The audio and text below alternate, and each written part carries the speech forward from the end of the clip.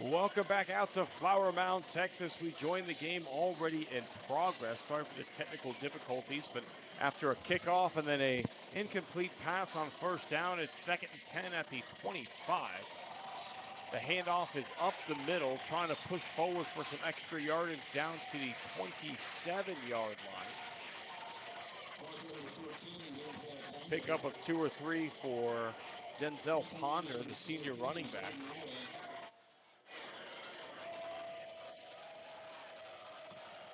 Third down and 6 to go. They gave him 4 on the carry. Twins on the far side of the field. They bring Osunde Brown in motion to bring trips on the far side. Here comes the snap. Nichols throws over the middle, has a man. It'll be close to first down yardage. We'll see how they spot it. They're going to say that's good for a first down.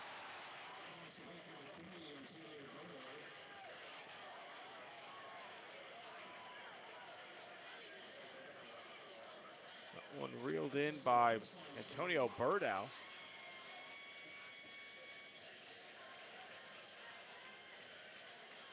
Here's the snap, quick throw to the outside, caught, screen.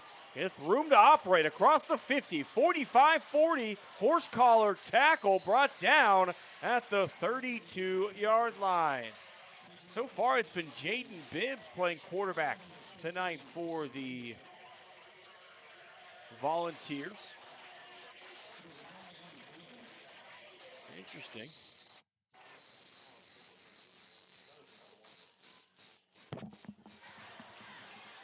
Penalty on the field. Going to bring this one back. That's a disappointing flag if you're a Volunteer fan.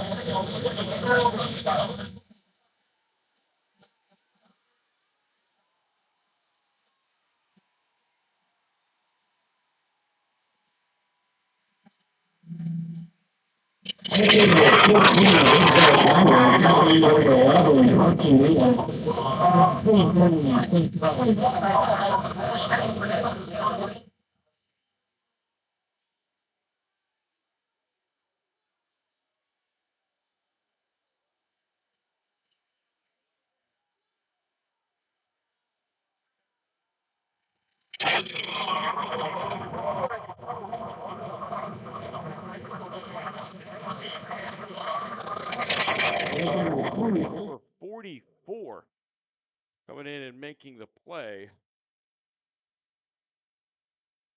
Nick Rios. Now a third and very long, 3rd and 27.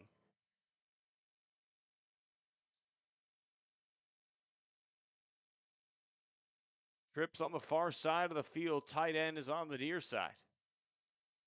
Running back on the left hip of Bibbs. Calls for the ball, gets it, looks to throw, steps up. Nowhere to move. Finds some room. Now takes off running. He's across the 25 and brought down at the 29-yard line. So picks up some of that penalty and sack yardage, but still going to be a 4th and very long.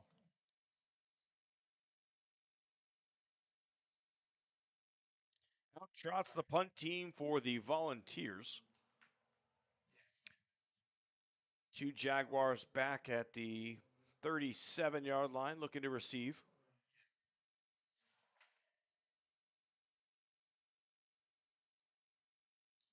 6, Galatians Pagofi is going to be doing the punting tonight. This one not a great kick, kind of a bit of a shank, rolls out of bounds across the 35-yard line at the 37. Not what the Volunteers were looking for with the punt, but they will find a way. We'll do a quick break and be right back after this. Taqueria Taco Express is the official taqueria of Zach Arnold Productions. With locations in Arlington, Grand Prairie, Waxahachie, and a new location opening in Mansfield, solving your Mexican food craving has never been easier. Visit them on Taco Tuesdays for their special 5 tacos and a large agua fresca for just $10. Find out more by visiting taqueriatacoexpress.com. Welcome back out to Flower Mound's Jaguar Stadium. First play from scrimmage for the Jaguars was a handoff that went absolutely nowhere. Actually lost about 3 yards. That'll bring up second down and 13. Pistol formation. 2 receivers on the left side. They fake the end around, roll to the right. Sepp fires, almost intercepted. Through the hands of the defensive back for the Volunteers, Marcus Green. He read that one like a Harry Potter book. Just right on track. Sorry, I'm here, folks. I'm multitasking, so my brain is processing the Harry Potter book reference. It's not my best. It took me a while to get through Harry Potter. Oh, those got read fast for me. I would stay up well past my bedtime. Third down and 14. Looking to throw, sets, fires, going deep, has a man. This one is caught for a touchdown. Flower Mound strikes first. What a deep shot. It took a big shot down the middle of the field, and it just was wide open. Yeah, nobody was back there. He had one-on-one coverage, but there's no safety help. There's nothing you can do at that part. Now Flower Mound's going to walk out here with a 6-0 lead pending this extra point. But it was a good shot, though. Deep shot on a 3rd and 15 by Flower Mound. Bowie just didn't have the help back there. The speed on that receiver was too much for the corner from Bowie to cover. Snap is good. The hold is good. The kick also good. So Bowie trails for the first time this season 7-0. We will take a quick break and we'll be right back after this. Local Legends Figures immortalizes your athlete's achievements for a lifetime. Featuring 6-inch figures with poses in football, baseball, band, hockey, even lacrosse. Local Legends makes every effort to show their likeness down to every possible uniform detail. To order your custom figure, call 817-681-0319 or email orders at locallegendsfigures.com.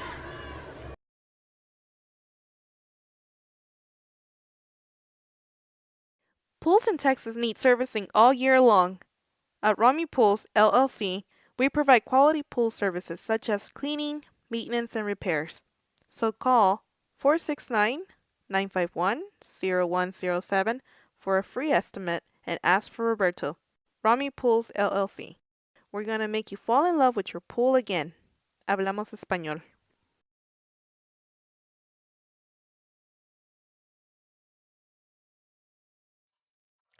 After the long touchdown on a 3rd and long, the Jaguars lead the Volunteers 7-0, 8:18 left to go in the first quarter of play. Volunteers have 2 players back deep at around the 10-yard line. All teed up on the 40. This one booted end over end and fielded at the 1. Working down the middle of the field, Maz has some daylight and tripped up and brought down at about the 25-yard line. That's where the Volunteers offense will start for their second drive of the game.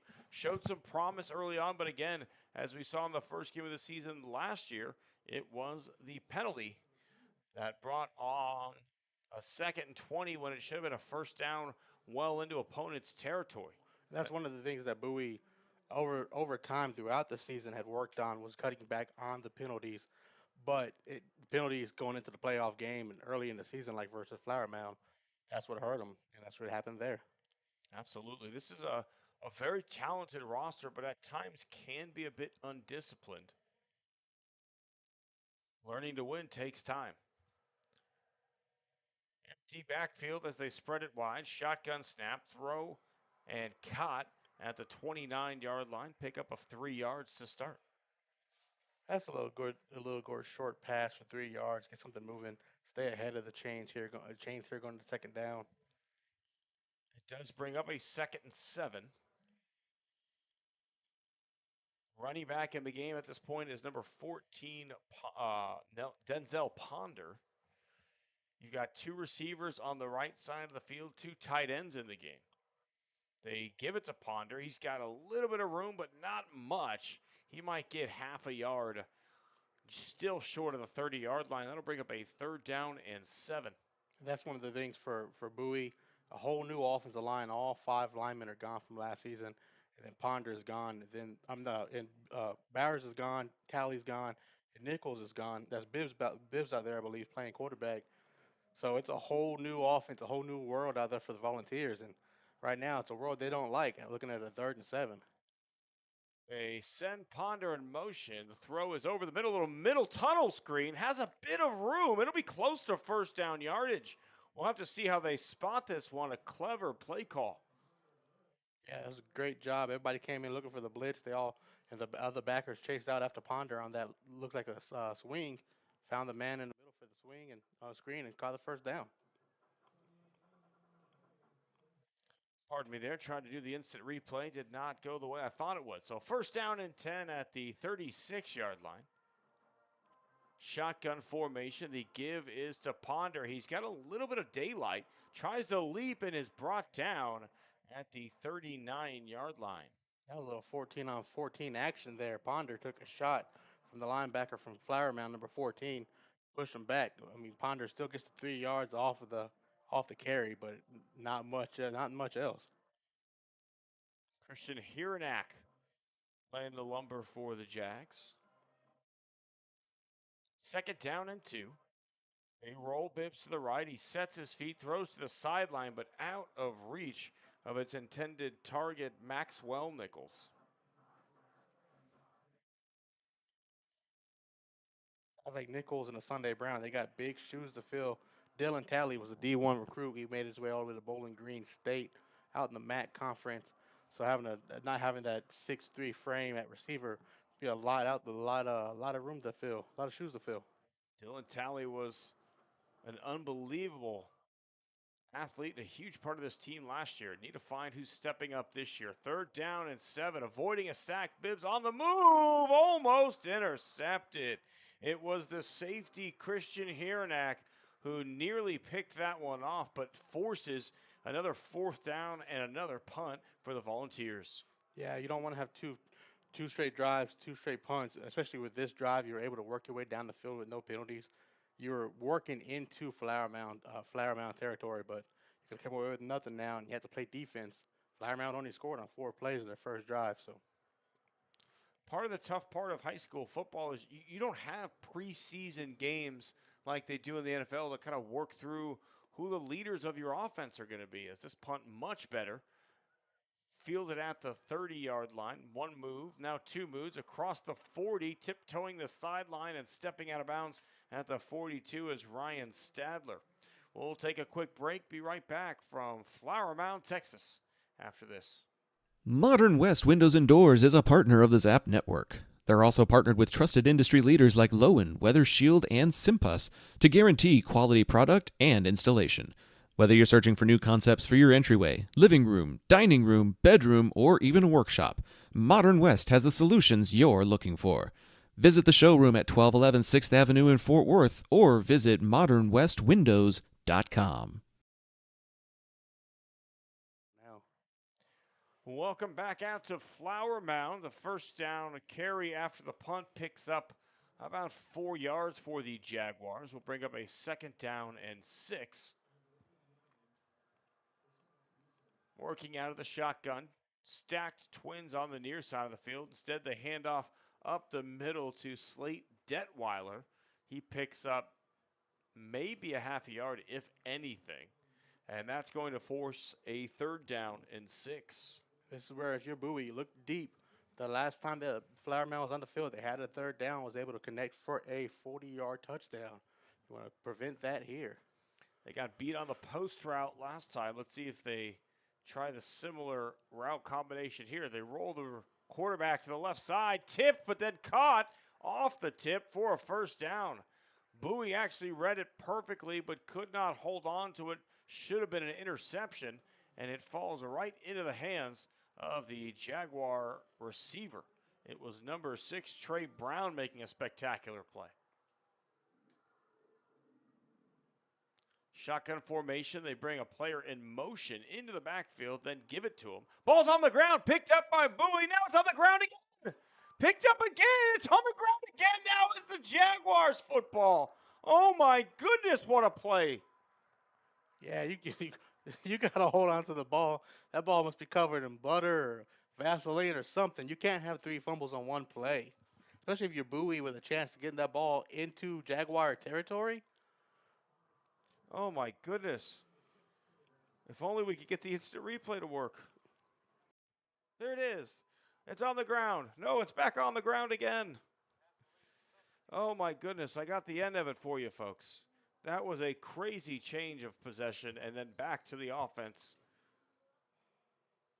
Yeah, I think they're arguing that that ball, the second time that Bowie fumbled, might have been down because they're having the conversation. That would be an interesting conversation to have. We'll have to see the results of that discussion, but from the replay at least I was able to look at, it looked like they gave up possession again. Yeah, it looks like Bowie's sending the defense back out there. 4-man front on the defense for Bowie. Now I'm trying to figure out what the chains are. They had moved the chains thinking that Bowie was going to get the ball. After 2 fumbles, it's a 1st and 10 ball at the 29 of Flower Mound. It was the running backs. It was Stadler that put, I'm sorry, it was 17. Olive that put it on the ground. Then Bowie picked it up. And then Bowie put it on the ground. Ooh, big hit coming on the run from the junior, Ryan Watkins. He got leveled. Jaguars want to move fast now. They've got 2 receivers on the far side of the field, 2 on the near side. No running back and a tight end. They bring a receiver across the formation. They set up what was a very obvious screen pass. Not really a lot of room to work with in that scenario, but he does pick up a yard. They brought Stadler across the formation and then just stalled him for a bit of a tunnel screen, but I don't know, it looked very telegraphed to me, John.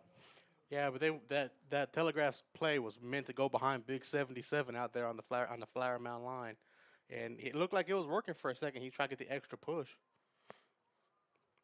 Follow the big fella if you can. That might be an offsides, and it will be. Free play. No, instead they blew it dead. I wonder if maybe the offensive lineman jumped. They teach you as soon as you see someone over the line of scrimmage, flinch. Because that free play sometimes is not your friend. Might not get the call.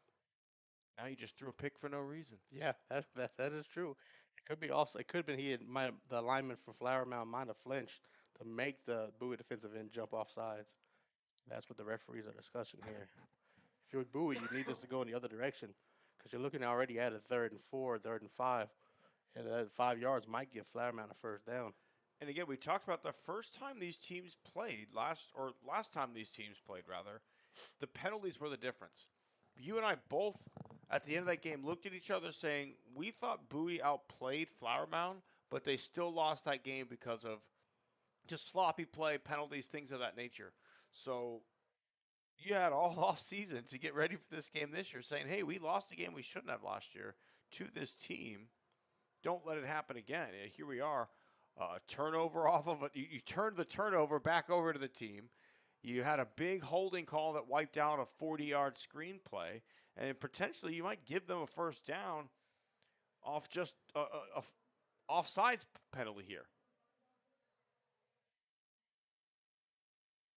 See, it looks like the receiver false started, so it's going to go as a false start on the offense. It's going to push it back 5 yards, and that comes in Bowie's favor there. Instead of having that does. Hey, 3rd and 4 turns into 3rd and 9. They cleaned it up after that. So now the Jaguars will march backwards. Ball's at the 30-yard line. They need to get all the way to the 39 for a 1st down. Flower Mound leading 7-0. First quarter of action, 3:30 left to go. Shotgun snap. They look to set up a screen on the near side. Almost had his head taken off. That's going to be a face mask. Brought down short of the 1st down, but tack on an extra 15, and that'll do it. Yeah, you got to wrap up there. I understand you want to go for the big shot, and the corner there from Bowie had a chance to just eliminate any gain that the receiver Flowerman was going to be able to get. But now you get a face mask. You give them the automatic first down on something that would have been short, looking at a probably 4th and 1.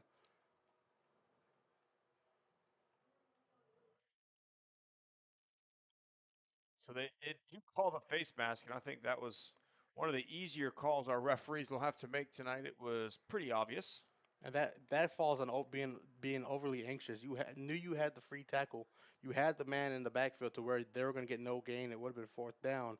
Instead, you have to just go wrap up. Don't go for the headhunt shot. Mm-hmm. Just wrap up and get the 4th down. Shotgun snap. They fake the handoff throw to the near receiver who picks up a lot more than I thought he would. It was Ryan Stadler. He's done a nice job of shaking off first tackle attempts and fighting for some yak, little yards after contact. And one thing Flower Mound is doing, well, under 3 minutes left in the first quarter, Flower Mound is taking up pretty much the bulk of the first quarter on this drive alone. Handoff up the middle, room to work across the 40 down to the 36-yard line. Good again for first down yardage. That time it was number 13, Slate Detweiler on the carry. Trips here on the near side. They instead give to Detweiler up the middle. Shakes off the first tackler, fights his way forward for about 3.5 yards on the first down carry across the 35 down to the 32. And that Bowie front seven, they're getting a lot of work done.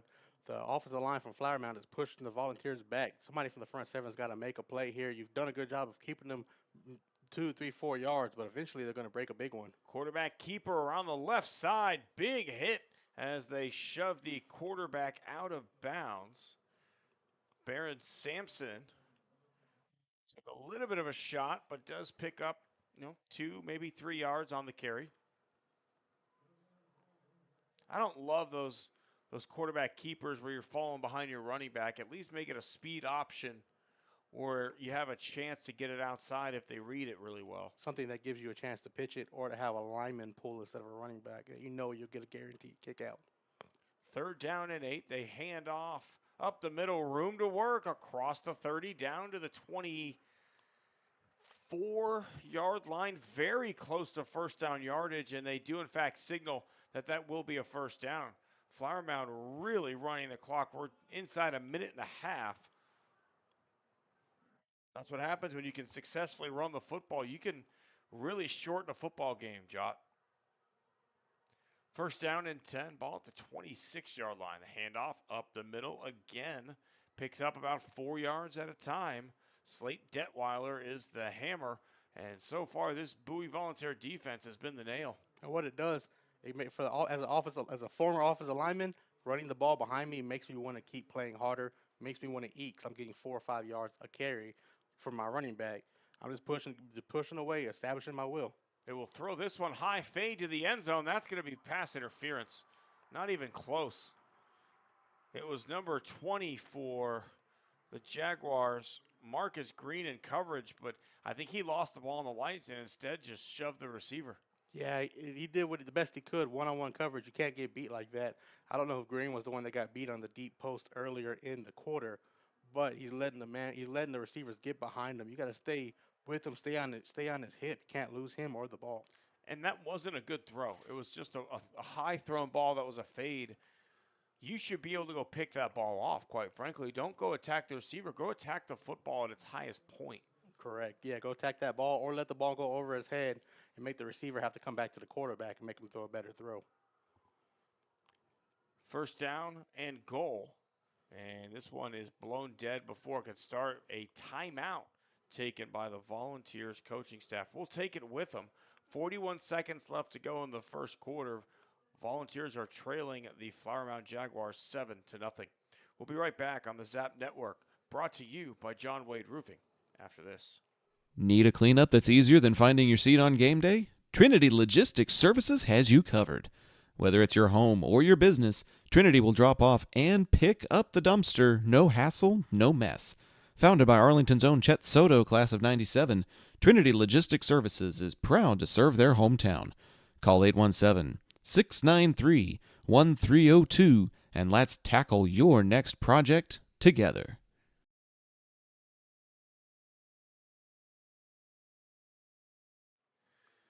Welcome back out to Flower Mound, Texas. Bowie taking on the Flower Mound Jaguars. Just to let everyone know, the Arlington High School Colts game is now live on the Zap Network as well. A little bit of technical difficulties. First game of the season. We're working through kinks, but we are live. Both games are live now. Both games live. Both games got cameras streaming it out over at UTA, Colts and Mesquite. Here, Bowie in Flower Mound. First down and goal. They try and run with the quarterback. One flag already down. He is wrestled out of bounds after picking up maybe a yard or two. But I do want to remind all of our fans the second quarter is presented by ICA Signs. The next time you need signs, banners, printed shirts, or other materials, ICA Signs is the local printer to call. 817-617-2229 is the number, and tell them Zap sent you by. That's going to be a false start on the offense is what we got there. So it's going to push Flower Mound back. They're still in the goal-to-goal territory. So it's going to go first and goal at the 12-yard line. And now here's an interesting formation. Looks like a direct snap to Detweiler is about to happen.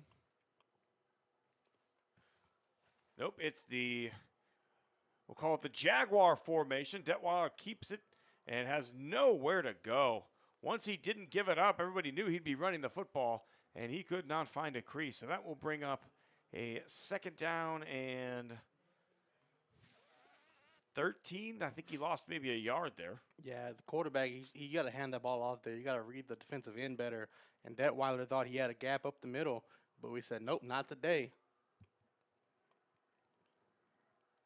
Final play of the first quarter, most likely. Here's the snap, the throws to the end zone. This one is over the head of the intended receiver. We're picking on Green again. Is that another pass interference? It looks like an offsides. One of the linebackers that was blitzing for Bowie came in too early. It's going to be offside, so it's going to negate anything that happened earlier from that false start. They were looking for Mike Miles on the outside, but you're right. That is an offsides. And again, Bowie had a chance to get off the field there, try and force a field goal. Instead, you give him another crack at it. And you've given this drive more life with multiple penalties, multiple offsides, and then you had the face mask back at the 30 that could have got you off the field about 3 minutes ago in the quarter. Second down, ball at the 8-yard line, goal to go. Pistol formation. They bring a receiver across the formation. Shotgun snap, handoff up the middle. Detweiler trying to find some space. He's wrapped up and brought down at the 5-yard line, and that will do it here for the first quarter.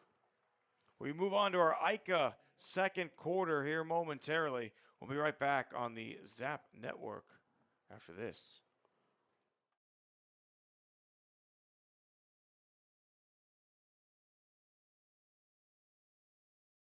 Taquería Taco Express es la taquería oficial de Zacono Productions. Con un amplio y auténtico menú, satisface tus antojos o prepara tu próximo evento con nosotros. Visítanos todos los martes para disfrutar de Taco Tuesday con 5 tacos y un agua fresca por solo $10. Para encontrar sucursales cercanas o hacer pedidos en línea, visita taqueriatacoexpress.com. Navigating Medicare options isn't easy. Hi, I'm Patsy Arnold, and when the time came to navigate my options, I went to Chapman Cornelius. They helped me find the best plan for my needs, quoted me life insurance options, and guided me in making my decisions every step of the way. They want to do the same for you, so give them a call at 817-265-3346 or visit chapman-cornelius.com.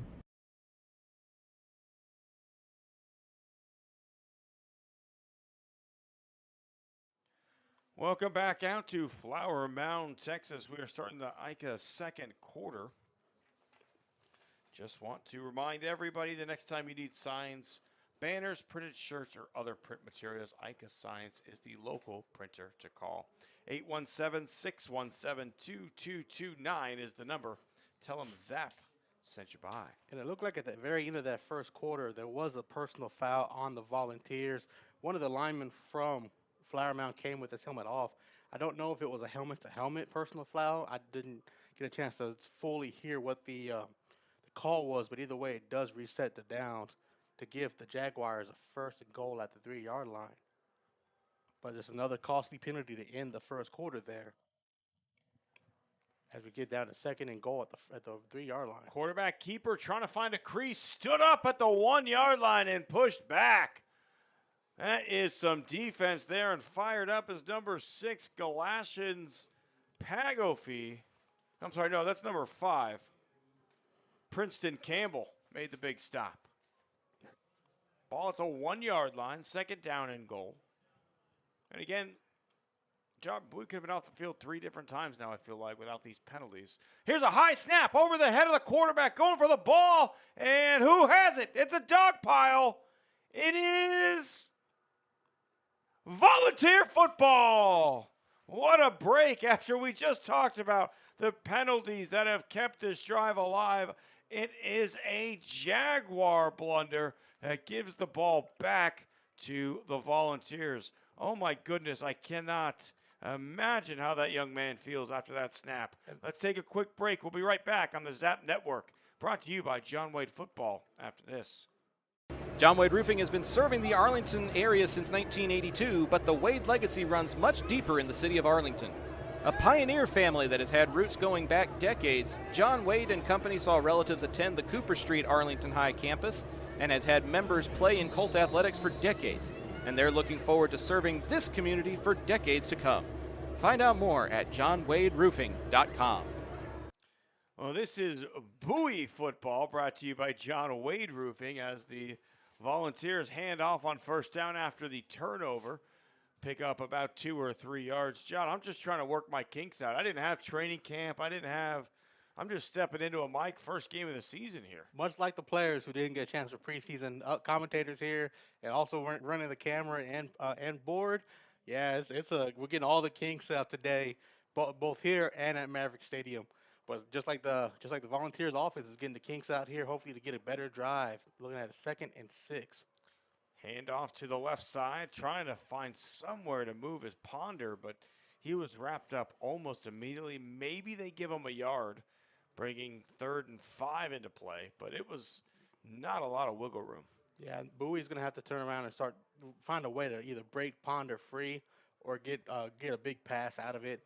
You did a good job there on that previous drive of forcing that bad snap on 2nd down, and now you got to make something out of it here. You're looking at a 3rd and 5. You need something to get going. It's getting into the middle of the second quarter. Bibbs over the middle. This one is off the hands of his intended receiver. He was trying to find number 3, Antonio Berdow, and he just could not connect. So another 3 and out for this Volunteers offense. And again, you forced a big turnover on defense, and man, your defense needed a breather. I can't stress that enough. That was a long drive they just sustained from Flower Mound. They got off the field without giving up points. You had to run more than 3 plays there. Yeah, and that's what we were saying, that you need something. And Bibbs had Ponder there. He just overthrew his man. You got to get a better throw out of that. That's the early season kinks. Just like this low snap here is going to be a very, very short punt. Takes a Volunteer bounce at least across the 40 down to about the 38-yard line. And that's where the Jaguars will start their next drive. Let's take a break here on the Zap Network. This is Volunteer Football, brought to you by John Wade Roofing. John Wade Roofing has been serving the Arlington area since 1982, but the Wade legacy runs much deeper in the city of Arlington. A pioneer family that has had roots going back decades, John Wade and Company saw relatives attend the Cooper Street Arlington High campus and has had members play in Colt athletics for decades, and they're looking forward to serving this community for decades to come. Find out more at johnwaderoofing.com. Back out in Flower Mound, Texas, it is a 7-0 lead for the Jaguars. First down, they hand off up the middle, and a marvelous effort from the running back. That time it was number 18, Ryan Watkins. He picked up at least 3 more yards after contact, making it a 2nd down and 6 play. And if you're the Volunteers, your defense must be exhausted after that very long drive that took over 5 minutes. You did a good job of forcing them not to score, but you must be tired. Shotgun snap, looking to go deep. This one is out of reach for the intended wide receiver. It was number 84, Mike Miles. Again, they have decided they've circled Marcus Green on the matchup report, and they are attacking this man early and often. Yeah, Green's on the strong side by himself. There's no safety over top to help him, so he's got to do the best he can in these one-on-one situations. 3rd and 4, shotgun snap, quick throw over the middle on a slant through the hands of the intended receiver, Dylan Omoyi. That could have been a house call if a better throw was made. It was high and behind him. Yeah, it was high and behind him, much like the pass that Bibbs threw on the last drive to Ponder. That was high. That was a bad pass there, but good job by the Volunteers. You're able to get a 3 and out. Now, the offense needs to get something going. 9 minutes left to go in the first half, and they have yet to pass the 50-yard line. We only had 1 first down. It was wiped out with a penalty, John. There's a good snap. The punt is end over end. Not a great one. Should have good field possession for the Volunteers. Takes a Volunteer bounce and is fielded at the 40-yard line. That's where the Vols will take over. You're watching Volunteer football on the Zap Network. We'll be right back after this. If you're like me and need printed materials to get your brand out there to the community, then you need Eka Signs. Conveniently located in central Arlington, Eka features a wide selection of shirts, hats, banners, yard signs, acrylics, magnets for your car, magnets for your fridge, tumblers, A-frames, and more. Call Eka at 817-617-2229 for more information and tell them Zap sent you. Bowie has possession here in the 2nd quarter. The first play from scrimmage, a handoff up the middle to, it is Ponder that time, picking up about 4 yards. Some positive carry.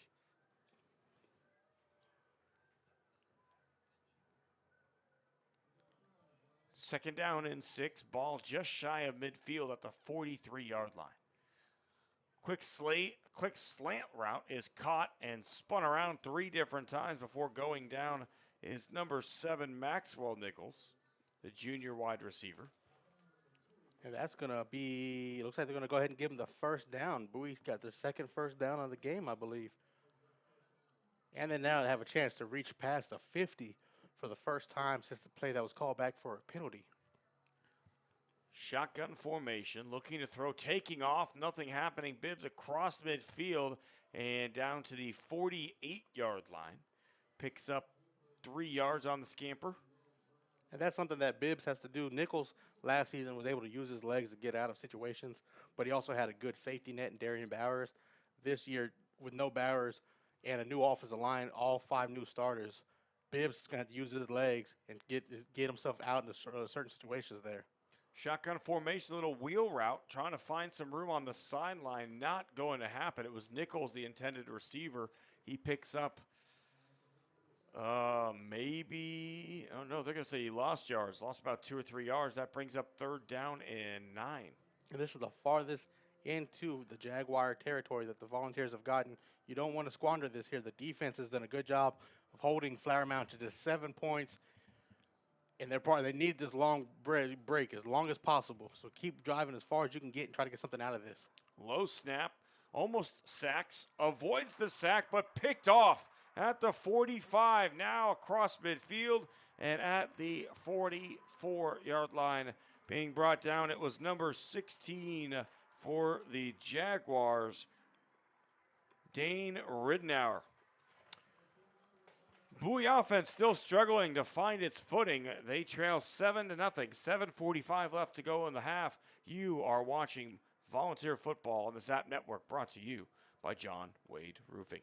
If you're like me and need printed materials to get your brand out there to the community, then you need Eka Signs. Conveniently located in central Arlington, Eka features a wide selection of shirts, hats, banners, yard signs, acrylics, Magnets for your car, magnets for your fridge, tumblers, A-frames, and more. Call Ika at 817-617-2229 for more information and tell them Zap sent you. Back out in Flower Mound, Texas, Tim Costello, Jot Holly watching what we'll call a defensive struggle here. A first down carry gave Flower Mound 6 yards. It's second down and 4. Jaguars empty the backfield. They bring one man in motion, pitch it to him. Wrapped up behind the line of scrimmage and brought down. Good tackle from the Volunteer defender, Jaden Dumaine. Loss of about 4 yards on the second down pass, the jet sweep. And as you mentioned during the break, Tim, the Volunteers have had one play total in their Jaguars territory. That was right there, right before the interception. Rolling to his right, trying to find somewhere to throw. Instead, quarterback will just take off. He's escorted out of bounds, and that should bring up another fourth down. And be careful out there if you're on that sideline for the Volunteers. You've already had two personal foul penalties. You don't want to get one for a late hit on the quarterback, because especially on a home campus like this, it's liable to happen, and that will set you back. Good job is wrapping them up, taking them down, and now it's fourth down. 6:49 left to go in the second quarter. Volunteers looking to get the ball back again. Defense has, all things considered, played pretty well to start this football game. But the offense has just not found their footing. Good snap. This one is nearly blocked. That was close. Ball bounces at the 20, takes a Jaguar bounce, and it is dead at the 6-yard line is where they kill it. And that is where the Volunteers will start their next possession. We'll take a break. Be right back on the Zap Network, brought to you by John Wade Roofing after this. From weekend cleanups to major projects, Trinity Logistics Services has the perfect fit for you. With dumpsters ranging from 10 all the way up to 30 feet, they handle both drop-off and pickup so you can stay focused on cleaning up the win.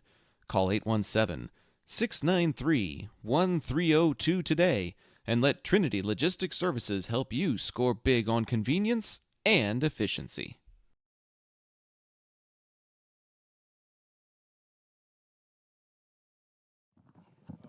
Welcome back out to Flower Mound High School. Volunteer offense looking to get back to work. They will do it deep in their own territory. Ball will start at the 6-yard line. I'm not sure if there's a clock issue or what's going on down there, Jack. I can't see what's going on down there. We were kind of looking around. Our PA man for Bowie High School, Yadi Pagan, came by to say hi here at Flower Mound High School, checking in on his Volunteers who are looking to try to get something going. This is what I believe their fourth or fifth drive of the game. They've had one play on the other side of the 50. They need anything to get going into halftime, especially since Flower Mound will get the ball to start the second half. Any kind of points would be huge here. You're absolutely right.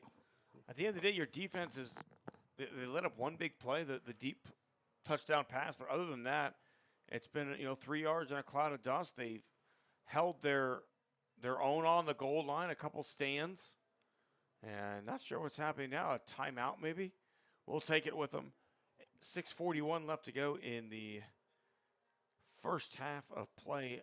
Bowie trailing 7-0. We'll be right back after this. Modern West Windows and Doors invites you to see the difference.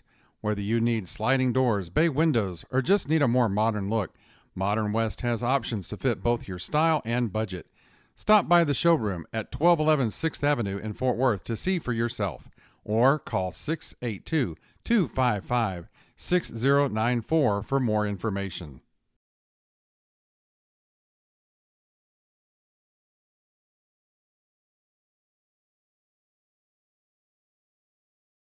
If you're looking for a pre-owned vehicle, then you need to see Yadi Pagan at Classic South in Euless. Yadi's a proud Arlington ISD product, a graduate of Lamar, and the voice of the Volunteers since 2021. Whether you're a first-time buyer, a seasoned buyer, or just looking to boost or rebuild your credit, Yadi's direct approach is why his customers become customers for life. Call or text 817-706-5679.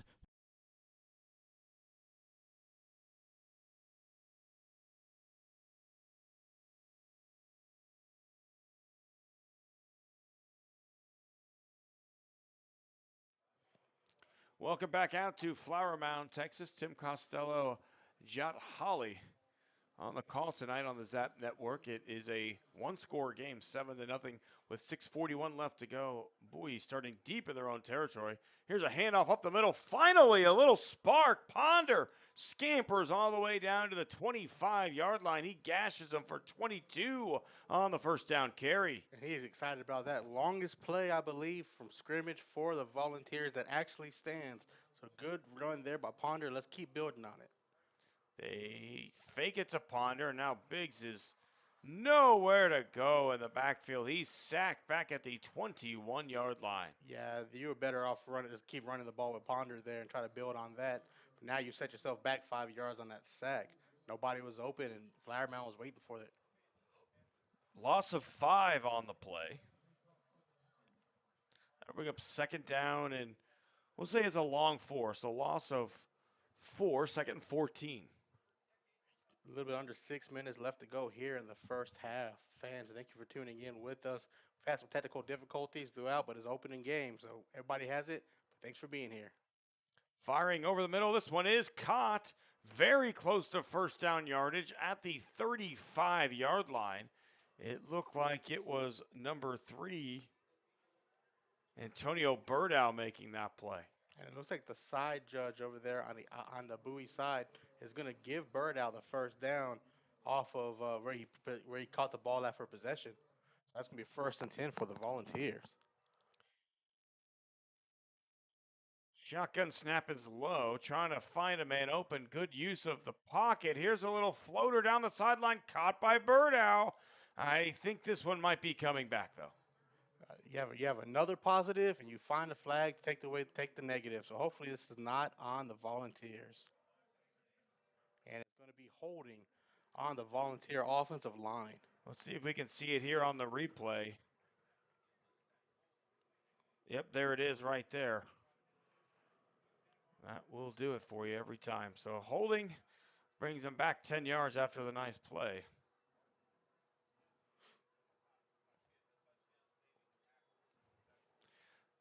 First down and 20, ball back at the 25-yard line. Just when the Volunteers feel like they're starting to get some positive momentum going. Clock at 5:20 left to go in the half, and now another flag comes in. I'm not sure what happened here. And the Volunteers weren't even set, so I don't know what the flag is.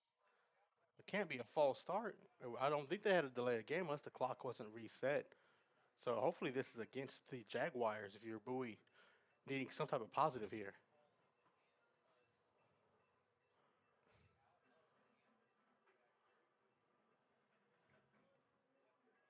Sideline warning on the Jaguars. Okay.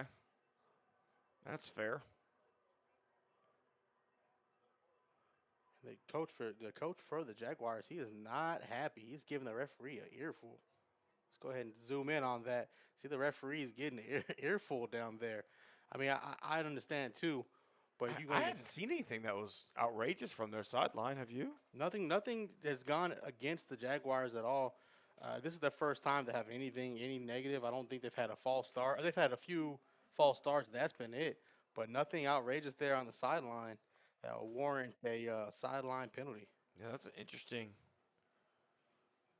call. But if you're Coach Sam and the Volunteers, you'll take it.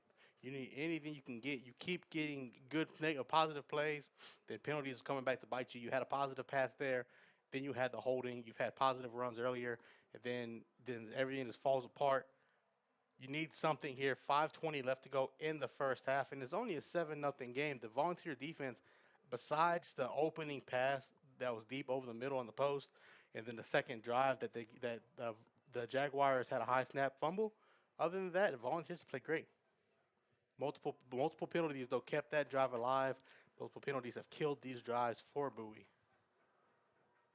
It's taking a long time to get play moving again. Shouldn't they get 5 yards back after the sideline penalty? I guess not. I guess it was just a warning. Be 1st and 20 still for the Volunteers. First down and 20. Shotgun snap. They fake the handoff, trying to find somebody open. Throw across the middle. This one caught at the 35, down to the 40, or very close to it. It was Nichols making a play.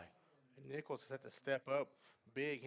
Sunday Brown hasn't had a chance to get open as much. Nichols has been a good safety valve for Bibbs underneath. That will pick up about 13, maybe 14 yards. Brings up a 2nd and 6. Nice play from the Volunteers. Again, just a one-score game. Rolling to his left, trying to find a man. He has him on the sideline. That's caught for a first down. It was Nichols again. Yeah, good job there. You're building off of something. Each play, the Volunteers are doing a good job of building off the previous one as long as nothing gets cut off in the end when it comes to penalties. But now you have another chance to get your second play in Jaguar territory. You've only had one all game. First down and 10. They hand off to the near side, finding a little bit of a wrinkle, and across midfield down to the 47-yard line. It was Dexter Ponder.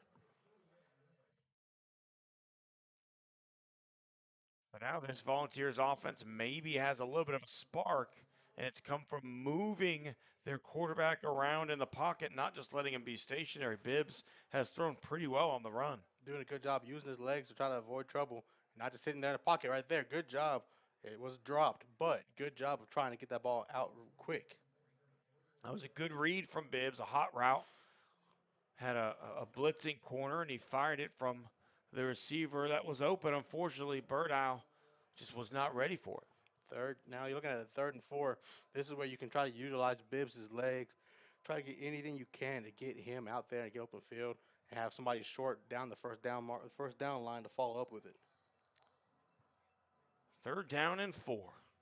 Shotgun formation. Bibbs drops it, throws it, has Nichols. Nichols is going to be short of first down yardage. Picks up about a yard. It was lucky to not be a turnover after he fumbled the snap in the backfield. Yeah, Bibbs, when he dropped that ball on the snap, Nichols had a little bit of room, but it gave too much time for the defense to catch up. If you're Coach Sam, you got nothing to lose here. You've had only 2 plays on the other side of the 50. Might as well go for it. 4th and 4. As you see on the replay, just didn't quite materialize the way you wanted to. So now here's a 4th down and 4 play. Bibbs has it, rolling to his right, setting, firing, has a man at the 35 and knocked out of bounds at the 32. It was Osunde Brown, the receiver. Good job using Bibbs' legs, rolled out. Sunday Brown found a spot on that dig, settled in, waited for a good pass. All you needed was 5. You got more, and now you're at the 30. You're cooking something. Again, it was the legs of Bibbs that bought him the extra time needed. First down and 10, ball at the 31-yard line. Shotgun snap. Bibbs has a man. He is dropped. Trying to find the tight end. The first time they looked for him, it was Dante Tennyson. It was actually in his hands, but as he went to the ground, could not maintain. Yeah, that would have only been a 2 or 3 yard reception if he's able to maintain it as he was going to the ground. Either way, it's a good job by Bibbs just to get the ball out quickly, not sit back there with the ball in your hands. 2nd down play coming. Clock stopped at 3:25. They bring Osunde Brown across the formation. They fake the handoff, trying to buy some extra time as the quarterback Bibbs, he at least avoids a huge loss of yardage, and it's going to be about a 2-yard sack after that play. And that's where having a new offensive line, a new group of starters of offensive line comes back to bite you because nobody was blocking. You saw a big 64 out there for the Volunteers standing around waiting for somebody to hit. Go hit, help your quarterback out. But if you blocked your man on the first chance, Bibbs is not having to have pressure in his face. The offensive line's got to step it up there on running and passing. Bibbs can't do it by himself moving around like that. You got to get some type of blocking. So now a 3rd down and 13 play. Shotgun snap for Bibbs. He's not got a lot of time, rolling to his right, trying to find a lane. He will run out of bounds, picking up maybe the 2 or 3 yards he lost from the sack, and that'll be 4th and 10 at the 31-yard line. And that's another play busted up by the defensive line of the Jaguars. big 64 and 55 here on the right-hand side of the line for the Volunteers. You're just letting guys run through. You got to get some type of blocking. Give Bibbs a chance to let the receivers get downfield, especially in a 3rd and long situation. I mean, he can't even get into a 5-step drop right now, Josh. By the time he's hitting his 5th step, he's already trying to avoid sacks. Yeah, and you're going against a 3-man rush. I know the Jaguars are sending extra blitzers, but in a 3-man rush, you got to take care of your down lineman first before you see a linebacker coming at you. Timeout taken on the field. We'll take it with them. 2:36 left to go in the half. You are watching Bowie football on the Zap Network. We'll be right back after this. PDA Advocacy Group supports CCMR, College, Career, Military Readiness, a set of educational standards designed to help students be better prepared for post-high school life. If college-bound, take entrance tests, dual credit courses, earn a 2-year degree prior to graduation. If you're going to a career, take classes that will result in industry certification, mechanic, computers, welding, etc. The options are vast. Military? Enlist in the armed forces as a career. CCMR, driving towards success in life. And we're back here at Flower Mound High School. We're still on a timeout. 4th and 11. The Volunteers have the ball. 2:36 left to go in the first half. The Volunteers, you don't want to fumble another drive. This is the best drive you've had all game for the Volunteers on offense, making it past the Jaguars 50. Now you're sitting there at the 35. You need something. So it was a long huddle, long decision to see if they're going to punt it. It looks like they're going to bring the offense back. 4th and 11, and the Volunteers are bringing the offense back on the field. Bibbs is going to have stacked wide receiver to his left, running back Ponder to his right, instead of Sunday Brown in motion. Now you have Tripp stacked left, tight end right. Bibbs drops back. He's looking. He's looking. He's under pressure. He's looking. He's rolling around. He's buying time with his legs. He throws the ball deep, and that is to nobody. That is going to be a turnover on downs, but there is 2 flags on the play in the backfield. Let's go ahead and see what that is. Holding on the offense. That penalty is going to be a decline. It's going to be Jaguar football after that holding. The offensive line, they held up there just enough, but they had another flag on the play. It gave the Jaguars a chance to get back there and make Bibbs run around. The receivers couldn't get anybody open. On a 4th and 11 like that, you've got to find anybody you can to get open. Doesn't happen, so now the Jaguars are going to get the ball. 2 minutes, 29 seconds left to go in the first half. Up 7-0. And as they come out onto the field, do a score update for you from Maverick Stadium. Mesquite leads the Arlington Colts 14-12. First down for the Jaguars, man in motion. Ball is snapped. He looks, he's going to fire back on the swing, and that ball's going to be caught at the 32-yard line. He is going to fight his way out at the 39. They're going to give it to the 37. Trey Brown, number 6. 6 yards on that little swing pass. Second and 4 for the Jaguars. 2:24 left to go here in the first half. Jaguars still lead 7-0. Come back out again. 2 receivers to the left, pistol formation. The ball is handoff, delayed handoff, and he is going to go nowhere. Good job by the Volunteers linebacker to get back there and stop that big run to bring up 3rd down.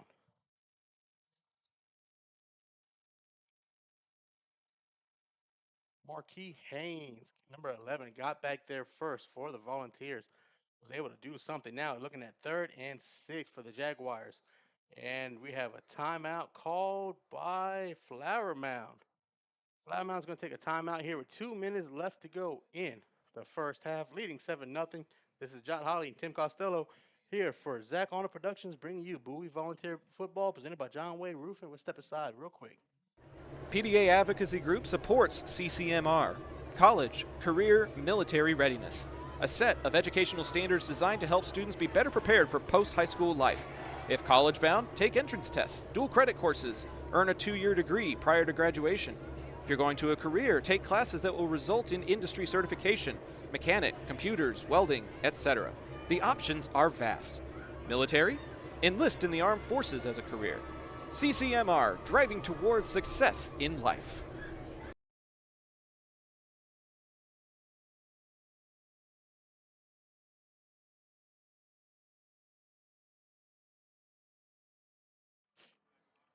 2 minutes left to go here in the first half. The Jaguars lead 7-0 for the over the Bowie Volunteers here on the Zap Honor Productions YouTube channel. Thanks for following us. You're following your volunteers. Like, subscribe, and make sure you tell your friends to tune in to everything Bowie, Sam Houston, and Arlington. On the 3rd and 5, the play action. The ball's going to roll out to the right. He's going to find a man. He's going to be short. That ball is incomplete. Fourth down 4. The Jaguars. No, it looks like that ball might have been picked off. Number 20, Marcus Green, finally got a pick. They've been picking on him all night. Got a pick there on that play. So the Volunteers are going to get the ball in Jaguar territory. 1:53 left to go in the first half. Now, can the Volunteers make do of what they got here? You need to get points on the board. You've done a good job on defense holding the Jaguars to 7 points, knowing the fact that Flower Mound has been able to move the ball. Now, if you can get something here, try to tie it up 7-7 going into halftime, you have a whole new ball game coming out in the second half. Bibbs going to come out. The ball's going to be spotted at the 44-yard line of the Jaguars. Got two receivers left, two right. Running back on the left, Bibbs gets the snap. He rolls out. He fires over the Ponder. Ponder catches that ball. He's going to get pushed out of bounds at the 38-yard line. That's going to be a gain of 6 for Ponder. It's going to bring up second and 4, 2nd and 5 for the Volunteers. Clock still moving. 1:47 left to go. It's going to stop because he got pushed out of bounds. We'll run a tight shotgun set. 2 left, 2 right. Bibbs gets the ball. He snaps. He fires back over to Ponder again, and Ponder drops the ball. He had a chance to do something with it. He saw a defender coming, ducked down a little bit, and it's going to bring up 3rd and 6. Tim, while you were gone, Bowie finally got an interception. Green, who's been getting picked on all night, finally made him pay. Caught him a pick on a comeback route. Now Bowie has the ball 3rd and 6 at the 39-yard line. Big opportunity for the Volunteers. You got to put some points on the board before halftime. Bibbs sets, fires, has a little tunnel screen over the middle. Room to work is a Sunday Brown. He's down to the 26-yard line. Great play call. When you bring pressure the way that Flower Mound does, you're that much more susceptible to that little screen pass there, John. Yeah, the way to counteract any pressure is a halfback screen or a motion screen to the receiver, and that's what Bowie's trying to do. Anything they can, tunnel screens all day long. Shotgun snap, they give to Ponder. He's got a wrinkle across the 20-15, breaks a tackle and knocked down by his own man. Oh, Nichols knocked him down in the middle of blocking. Ponder had open lane. If Nichols is there to turn around the block, Ponder is going into the end zone. But now you got 1:10 left to go. You're finally in the red zone. This is your chance to get points out of this drive.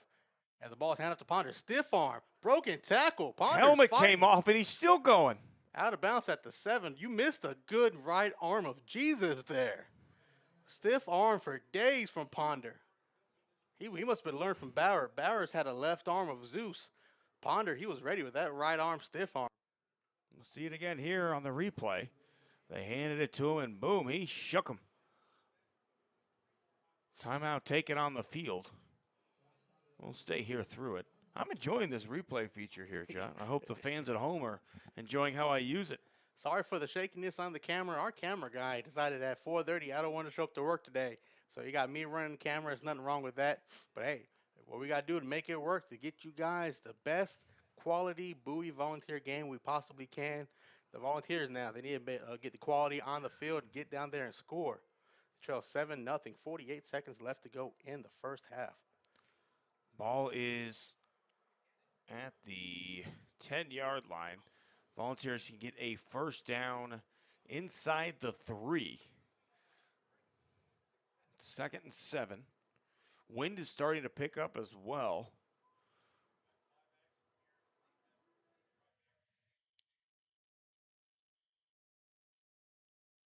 Trying to get a little bit of an update from our referee here, but not able to pick up much without the hand signals, John.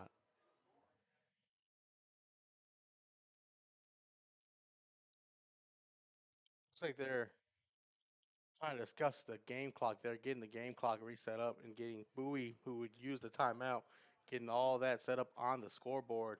It's going to put it back to 53 seconds instead of 46 that it was showing. In the score update across town, the Colts have taken the lead 15-14 over the Mesquite Skeeters at UTA Maverick Stadium. Zach and Pops are on the call there. Sounds like an exciting one shaping up there. Exciting one shaping up here. Last year we had a high scoring affair, 50-48. This year 7-0. But we has a chance to get on the scoreboard here right before halftime. And you know what? It makes sense somewhat, Jot, because this volunteer team returned 7 defensive starters, only 3 on offense. You lost your quarterback, you lost your top receiver, you lost your top running back, but you didn't lose your top defenders, right? You had 7 returning starters, so it does make sense that the defense is just a little bit more dependable at this part of the season. And it took a little while for Bowie to figure out, especially as the ball was getting ran up the middle for the linebackers and the defensive line to adjust to what the Jaguars were doing. The Jaguars kept picking on Marcus Green. Marcus Green said, "I'm tired of you picking on me. I'm going to pick one right back at you." And that's how we got the drive here by Marcus Green getting the interception. But like you said, missing pretty much your whole offensive starters from last season. It's a little bit of an adjustment period. Like you said, we don't have preseason here in high school. This is your preseason to get ready for district play. Just not viewed the same way, right? Like when you go to a preseason NFL game, everybody knows this doesn't count. Like everybody's aware, your backups are in. Tell these kids down there that this game doesn't count, right? That this isn't a district game. They would argue with you. There's a different vibe between a true preseason game and a non-district high school football game. These games still matter. So now they finally got it to 43 seconds. It took longer than 43 seconds to get it set to 43 seconds. Here's a drop snap picked up by Bibbs. Floats a pass, caught with one hand at the 10 to the goal line. Touchdown, Bowie! A one-handed reception by the underclassman, the tight end, number 27, Dante Tennyson, just a sophomore. But once he got rumbling and bumbling, he found a way to make it to the end zone. Let's watch that one more time. The little flip and then the tumble in to bring the Volunteers within a point. That's how you finally get on the scoreboard there.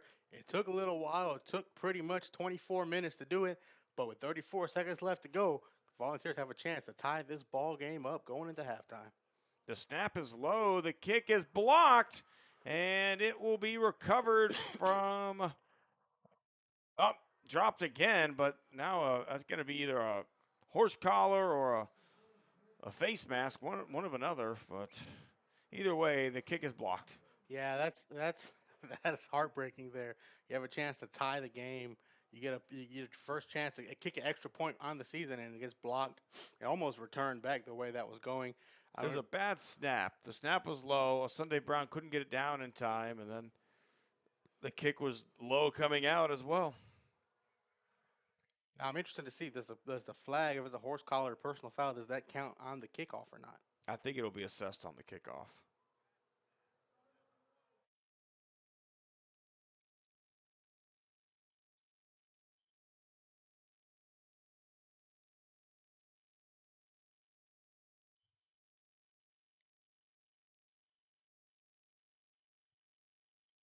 There you go. Assessed on the kickoff. So now a 1-point game. Bowie gets on the board offensively, and it took a defensive play to spark this offense. But hey, this has been a fun game so far. This has been a great half of football. Not quite as sloppy as the first time around, but not exactly an easy matchup by any stretch of the imagination. Both teams have played some physical, hard-nosed football with just 34 seconds left to go in the first half. Yeah, that was very hard nosed there. It sucks that you walk away with 6 and not 7, but it was a good job there to at least get something going into halftime. 7-6 to score. 34 seconds left. The Volunteers will kick it off. I'll be interested to see, do the Jaguars try and do anything with this possession, or they just knee it and move on? I think with the way that the Jaguars' offense is built, they're built more to run. I could see them probably just trying to knee it going into halftime, knowing that they get the ball back to start the second half. It will depend on the spot, though, where this kickoff does land. So Leo Espindola Has the ball teed up and ready to go.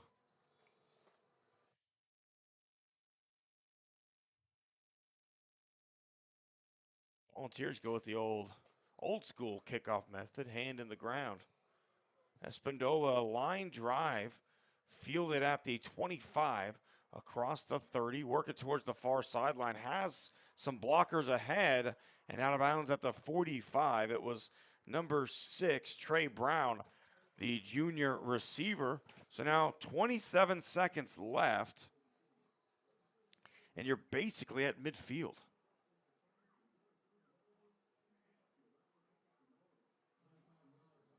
Fans, that drive, just let you know that drive summary was brought to you by Classic South Chevrolet. Go see Yadi Pagan at Classic South Chevrolet in Euless off of 183. The next time you're ready to drive something, contact Yadi 817-706-5679. Classic Chevrolet. Relax and enjoy the difference. That was a 36-yard drive capped off by a 7-yard touchdown to Tennyson, the tight end. A one-handed reception, and as Chris Berman used to say, rumbling, tumbling, and towards the end zone. First down and 10. The snap, a good one, looking to throw. Simpson rolling to his left. Here comes some volunteer pressure. Now he rolls back right and just threw it away. That was one of those college football 26 type moments. You don't want to let the quarterback get out to the outside.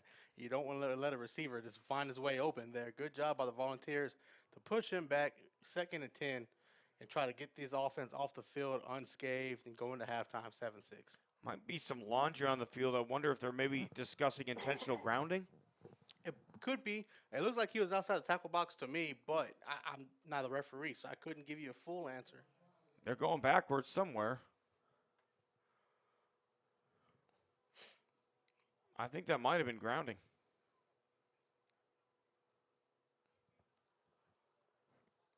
I have to think at this point you'll just knee it.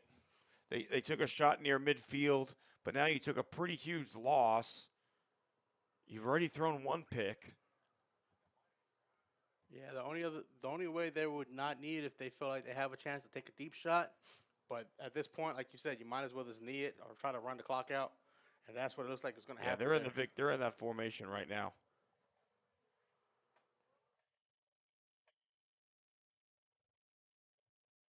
Fans, stay tuned for the halftime show. Zach had a conversation with head coach Sam coming into the season about his expectations for the Volunteers, things he likes, things he doesn't like. You should check out what his cheat meal is on the season. And we'll come back at halftime with the halftime show, get some stats from the Dallas Morning News if they have the stats on the site for us. The halftime show is presented to you by Taqueria Taco Express. The Taqueria Taco Express can solve any Mexican food craving with 5 convenient locations in the 6th one opening soon. Solving those cravings have never been easier. Be sure to visit them on Taco Tuesday for the taco special. 5 tacos in a large agua fresca for just $10. Order online to collect points for free food. Visit today or go to taqueriatacoexpress.com. Well, they do, in fact, kneel on it. But did someone call a timeout? I think Bowie called a timeout. I wonder if Bowie's thinking with that last time out that they could try to get the ball back one more time. I think the goal here is make them punt it. Make them punt it. You've got athletes up and down the roster. See if you can get a return. See if you can get something. Hey, you never know what can happen. These are high school kids. Yeah. What happens if he shanks a punt? Now you got 12 seconds and the ball's at the 35. Or there's a lot of things that could happen. And the way the snaps have gone for both teams, all it takes is a low snap or a high snap to the punter, and then you're looking at the ball floating into the back of the end zone. Like you said, they're high school kids. Anything is possible. As we come back out for the final 12 seconds or so, Bowie's got 2 men back, but Flower Mound looks like they're going to knee it and head to halftime. I think, again, another quick timeout.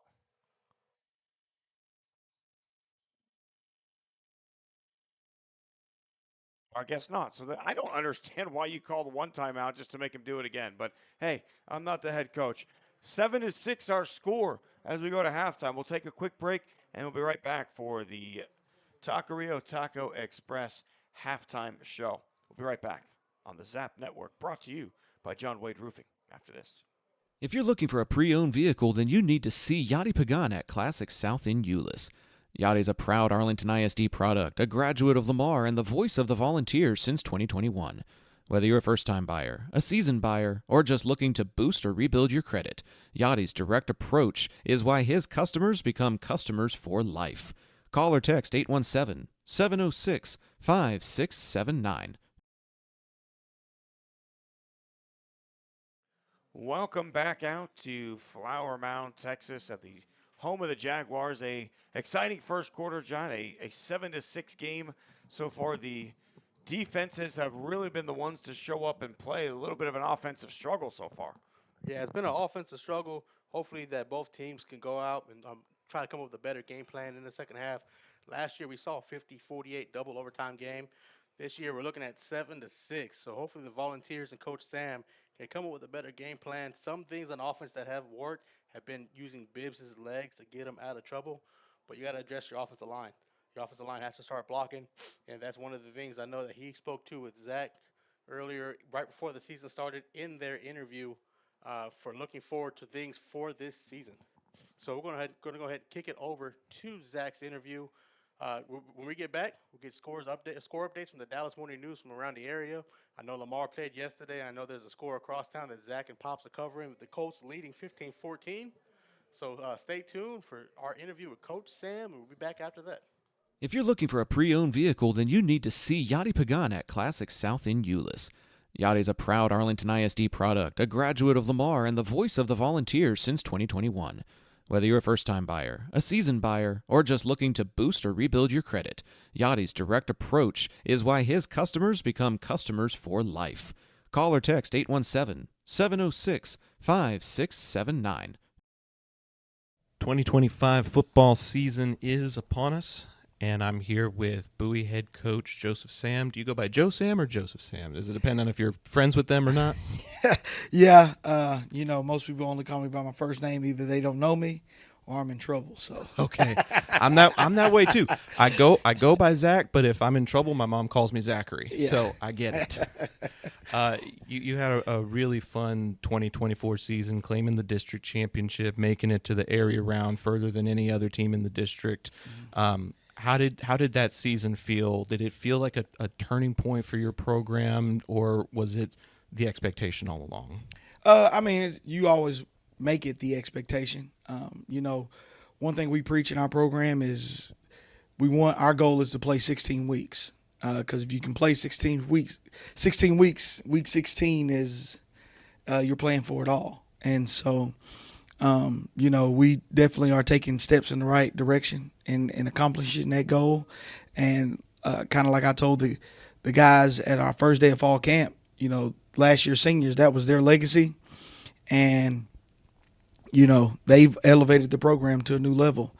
And so, but the process of how we go about things stays the same, which is, focusing on how to be 1-0 every week, be 1% better in everything that we do, whether it's the weight room, classroom, or at home and on the field. In a previous interview, you talked about going from hunter to hunted. Yeah. What does that look like in the locker room, on the practice field, now that you've got that district championship trophy? Does the perspective shift any as far as people trying to come at you and give it everything they've got now? Yeah. One thing I told the kids is that, you're everybody's Super Bowl now. And so, but the process of how we do things stays the same. You just got to understand you're going to get everybody's best punch. Right. And so, and doing that, one thing we've said is you can either be the hunted and be defensive, which you're hiding out, doing those things, or you can stay on the offensive. And so if we stick to our process, you want to be offensive even though you're the hunted, because eventually somebody's going to find you and catch you if you start to get conservative and start changing the way you do things. Right. You're coming into your 5th season now. You've got a whole graduating class under your belt. Is the approach to introducing the schemes any different now that you've got kids that have basically been brought up in your system now? No.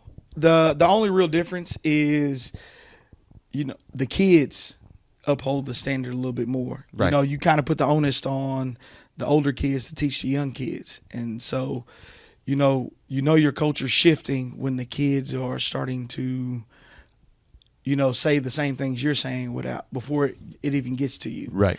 And we're not all the way there yet, but I can definitely, that was one thing that last year's senior class was good at. And this class is, it's one of those deals where now since you're a senior, they're starting to come out their shells and different things like that. And so that's the biggest thing that I would say is that you want to see that culture, the upholding of the culture. You're still teaching as a coaching staff, but you want to see the kids start to uphold the standard without you having to be there all the time. Take a little ownership of the Yes, program. Mm-hmm. What do you feel like that ownership looks like into this coming season? You lost a lot of skilled players. You lost a lot of leadership to graduation. A lot of them going on to some really great things at the collegiate level. What kind of ownership expectations do you have for the senior class, and is there anybody in particular that's been taking more ownership of that lately? Yeah, so I can start just who's been taking ownership. Quarterback on offense has been our quarterback, Jaden Bibbs. Our receivers, our returning receivers, and Antonio Berto, Kedrick Osunday Brown. You also have Maxwell Nichols, who's one of the young receivers that's kind of been stepping up. Ponder's kind of your quiet leader, where he doesn't say a whole lot, but he kind of shows the way more than tells the way. By example. On the O-line, we're breaking in 5 new starters, which isn't always ideal. Wow. But Johnny Campos is kind of one of the hardest working kids in the program. And so kids naturally follow him just because of that reason. And then on defensively, we have 7 returners coming back, which is a great thing. Right. And you have kids such as Kevin Baines, Galatians Payagofia, Bryson Castile. Can't even think of his name right now. Joseph Williams and Marquis Haynes.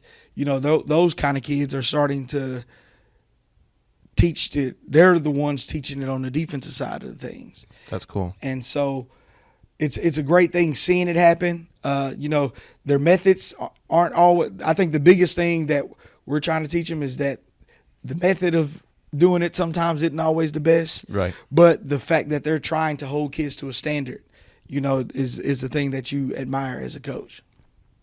For you personally, you finished last season 22-22 overall at Bowie High School. What kind of personal motivation is there to finish this season above 500? None. If you want to be honest, because if I'm building these kids the right way as people, the winning takes care of itself. Right. And so what people have seen, though, is a constant progression in the right direction. Right. And so we just want to keep that rolling and keep that going. Because, like I said, if I can focus on building better people, wins take care of themselves. There has been a little bit of coaching turnover with your staff. Can you talk about some of the new additions and what you feel like they're going to be able to contribute to the program this year? Yeah, so I'll start with Joe Martin being the new defensive coordinator. He was the linebacker coach on staff. He actually, when I left to go take my first head coaching job in Houston, he actually took over as defensive coordinator at Mansfield Legacy. Okay. And so he's been in the job before. He's done a great job. The great thing about that defense side of the ball is that, in my opinion, every defensive position coach is essentially a coordinator. Like Coach Campbell's our special teams coordinator, and then the other, you have Donovan Wright, who's our run game coordinator. You have Val Jackson, who's our pass game coordinator, who was a defensive coordinator at one point in time. So it was kind of hard to make the choice, but obviously you got to make the choice. But the great thing is that there's no egos in that room. Right. And so offensively, we hired a new O-line coach and Jonathan Cruz. He's not new to Arlington. He was the co-offensive coordinator and assistant head coach at Sam Houston under Anthony Chris. Okay. And so he's kind of brought a new energy.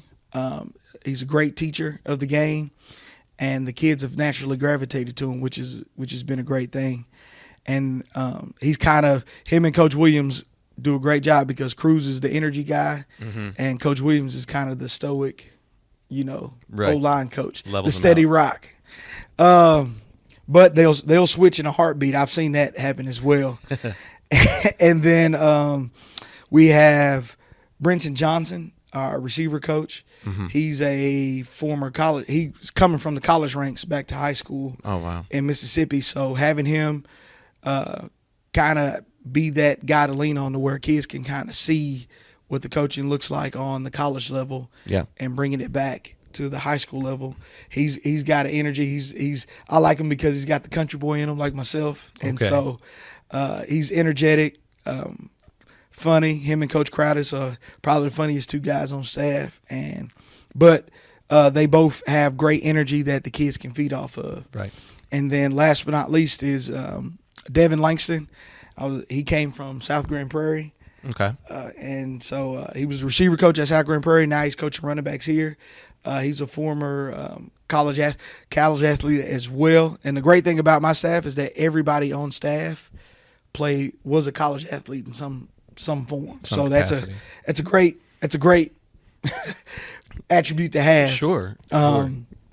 So with him, he played football at North Texas. He's got great energy. He's young when it comes to experience, but he's not young when it comes to being able to relate to kids and teaching the schemes and things like that. So he's been a great addition as well. That's got to be some great knowledge to be able to lean on when you're delegating responsibilities and know that everybody on staff has an understanding of what it takes to be a college athlete because they've been there. That kind of mentorship for your students has to be super valuable. Yeah, I mean, it's one thing that you want to look for. Not saying that that's a prerequisite. Sure.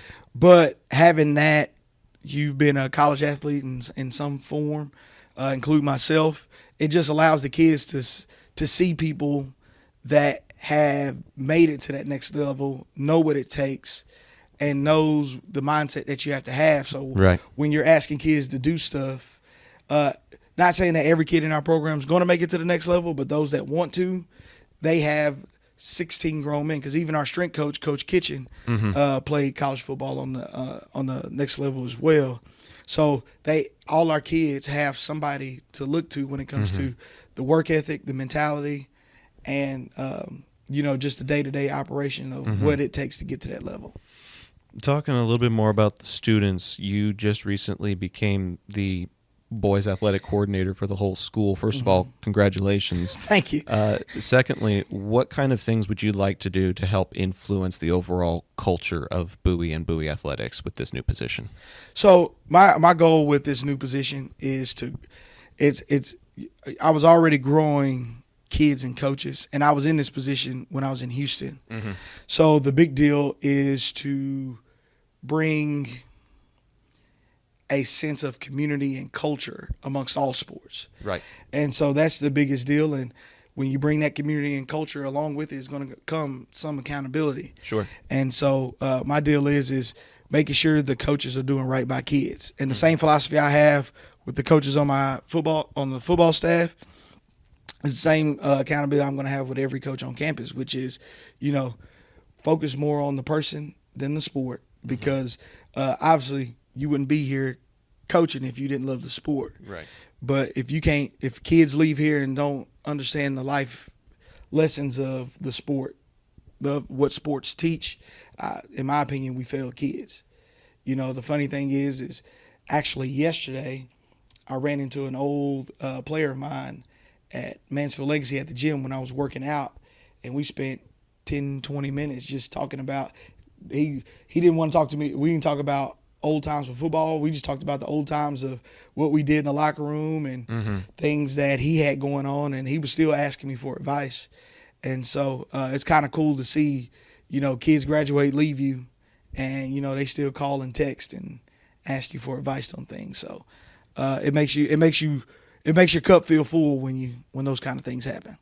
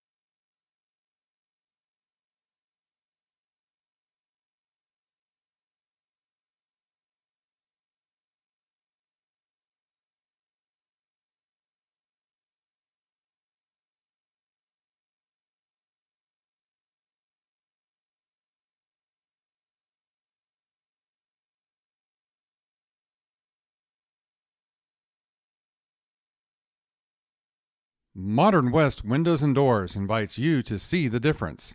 Whether you need sliding doors, bay windows, or just need a more modern look, Modern West has options to fit both your style and budget. Stop by the showroom at 1211 6th Avenue in Fort Worth to see for yourself, or call 682 255 6094 for more information.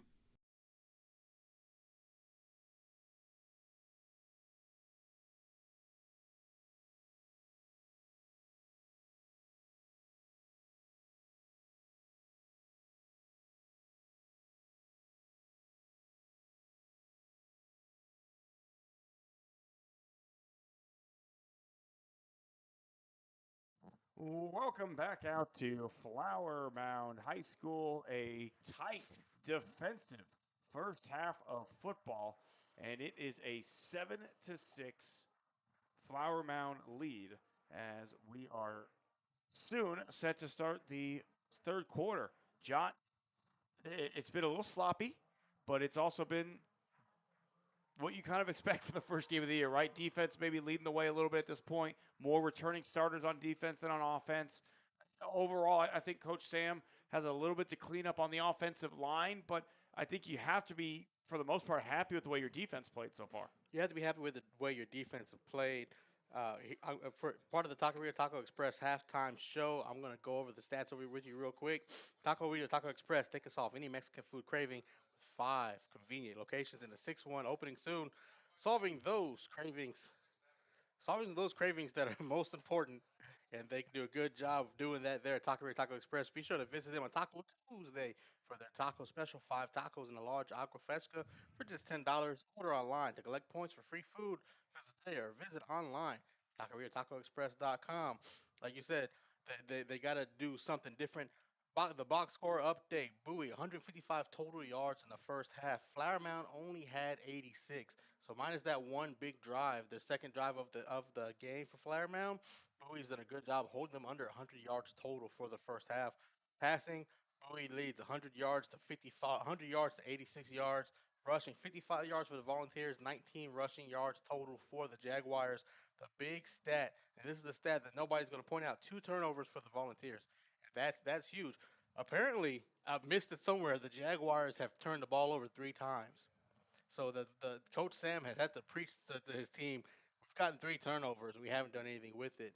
I don't remember the 3 turnovers. I can think of 2. I can see the fumble. I have the fumble over the snap over the head, and then the interception. And then the fumble that they ended up giving back to him probably was the third one. So the 3 turnovers, and you only have 6 points to show for it. That's not doing a good job there. You're not taking care of what you have. And let's do a quick scoreboard update for the scores around the Metroplex. The scoreboard reports presented to you by Eka Signs. Eka Signs, they can solve your sign problem. Just give them a call. Let them know Zach Arnold Productions sent you. Score update yesterday. Flower Mound Marcus, who Arlington High will see next week. You and me will be on that call at Marcus. They beat Keller 31-28. Keller plays Bowie next week at Choctaw for Bowie's home opener. Arlington High leads Mesquite 15-14 at half. Zach and Pops have that call over there at Maverick Stadium on the campus of UT Arlington. Martin traveled to Austin, Lake Travis. That score has not been updated yet, but Martin's playing a tough team against Lake Travis. South Grand Prairie 72, Rowlett 14. Wow, that's a high scoring game there. Sam Houston, last we checked, was tied with Irving Nimitz 14-14. That's one of the teams that Sam Houston was able to compete against last season and try to get a win against Nimitz again for back-to-back seasons. And then Plano West yesterday took care of business, beating Lamar 15-14. And that is your scoreboard update. Tim, we got a minute left going of halftime before we go into the second half. What are you looking for out of these Volunteers? I'd like to see the offensive line either step up and block, or I'd like to see the play call change a little bit, because we've seen some success for this Bowie offense when Bibbs get a chance to roll the pocket a little bit more. But when he's dropping straight back, and before he even hits his 5th step on a 5-step drop, he's already trying to dodge traffic. You can't win football games that way. So either you've got to scheme things up differently on the offensive line to allow them to be successful, or you've got to call up different plays that's moving the pocket one way or another, because the way things are set in that first half, you will not win this football game calling plays like that again.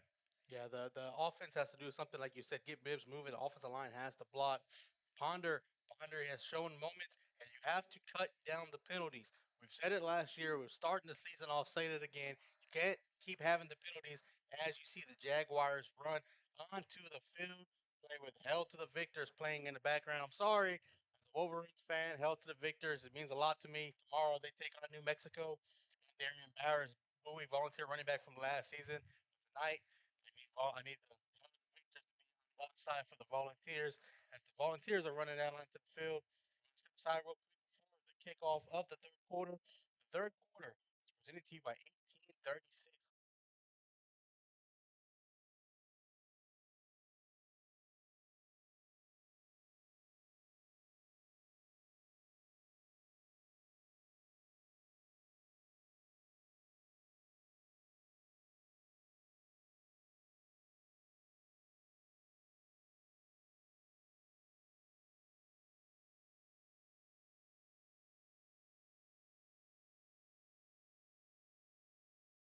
A-frames that bring their A game. The next time you need to get your brand out to the community, go with the printers who are in your community, Eka Signs.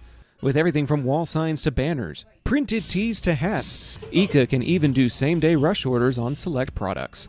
Visit ekasigns.com/shop to see their full list. That's ikasigns.com/shop. Eka Signs, a partner of Zach Arnold Productions. Welcome back out to Flower Mound, Texas, the home of the Flower Mound Jaguars. A tightly contested first half as we are just moments away from the start of the third quarter. It is a 7-6 ball game. The home team, Flower Mound Jags, are in the lead. And again, we are hoping to see just some different offensive line play in this second half for Bowie, because other than that, I think they've had a pretty darn good football game, especially defensively. Some of the receivers have made some nice plays. It's just Bibbs has had no time to throw at any point unless he is on the move. The moment he is just in a drop back and throw scenario, he has been hounded mercilessly. They've gotten to him. And Flower Mound's only running a three-man. Only Flower Mound's only running a three-man rush, so they're getting back to him with three down linemen and whatever blitzing they can get from the outside on a 3-3-5 defense. So Bowie's offensive line is going to come out in the second half, play so much better as the kick is underway. End over end kick will bounce out of bounds at the 24. That is a penalty. Tough way to start this one for the Volunteers. The kicking game is really not a thing a lot of people think about at the college and pro level, right? Like field goals are automatic, kickoffs are automatic. Plays a lot bigger part of the game here in high school, when not every school has a true legitimate kicker on the team. Yeah, if you can't kick in high school, it takes a lot of extra. It adds a lot of extra pressure to your offense. Yeah. Because in college, you can try to kick and get your way out of a 45-yard situation. In high school, you don't have a 45-yard kicker. Not many schools do. So you got to have a good stable game plan, good stable offensive line, and good stable quarterback that knows I need to get as much as I can to make a third and long to be a fourth and short. First down play is a handoff up the middle, breaking tackles and working his way near the 35. That one good for about 4 to 5 yards. It was number 13, Slate Detweiler. Had a nice first half. Looking to keep things going in the second. They move quickly. They fake the give to Detweiler, throw underneath, caught and moving across the 40 for first down yardage. It was number 7, Ryan Stadler. For a majority of this game, it's been either Stadler or Detweiler have done a lot of the damage. And big number 9, Don Rivas, almost had a chance to pick that ball off. He undercut it. He just wasn't able to get there in time. They throw the screen pass out wide, but unable to come up with it. It was dropped. Number 6, Trey Brown, started looking ahead, saw the daylight, and didn't watch the ball all the way in. Second down and 10 coming. Have you noticed that since that first post play, the score, that Flower Mound has stopped taking deep shots against Bowie's offense, Bowie's defense. This is interesting because that was the only one they took, and it worked out well. They hand off up the middle. Detweiler has some room, runs through his own lineman across the 45, gets to maybe the 47 is where they'll mark his forward progress. So now a third down and a long 3 or a short 4, depending on how you measure it. Flower Mound moving quickly. Here comes the blitz. It's tipped and nearly intercepted. Great play coming off the edge was Kevin Baines, the blitzing DB. Yeah, Baines came in there. He had pursuit. If that ball was thrown a little bit lower towards Baines, that's a pick six going the other way. But good job by Baines to get the pressure out there, force a fourth down, and now you get the chance to get your offense out there. Almost a J.J. Watt play there, right? The J.J. Watt play, take it back. You swat that ball down or catch it and take off running. So now the punt team is on. I believe Julius Peppers did that a few times too. Snap is a little bit high, but handled well. End over end kick is fair caught and then fumbled. Who's going to end up with it? It's Flower Mound. Oh, my goodness. You had the start of the half you were looking for, a stop and a punt. And then, unfortunately, it was number 5 for Bowie, Princeton Campbell, who could not field the punt cleanly after calling for the fair catch. Yeah, that ball looks like it might have got caught up in whatever breeze is coming in. The flags around us are all blowing the wind towards with that ball, pushing it in. Campbell's got to look it all the way in. But in a situation like that, if you can't catch it, get away. But now instead of having the ball at the 20-yard line, you have to play red zone defense to keep the Jaguars off the scoreboard. Tough scenario coming for the Volunteers. And it looks like there's a flag because they're moving everybody back. Oh, they might make him re-kick this. This could be a break and a half for the Volunteers, as they're going to send somebody else back deep to return this time. Was it a kick catch interference, or was it like a holding on the kicking team? I'm not sure. I mean, they're electing to replay fourth down.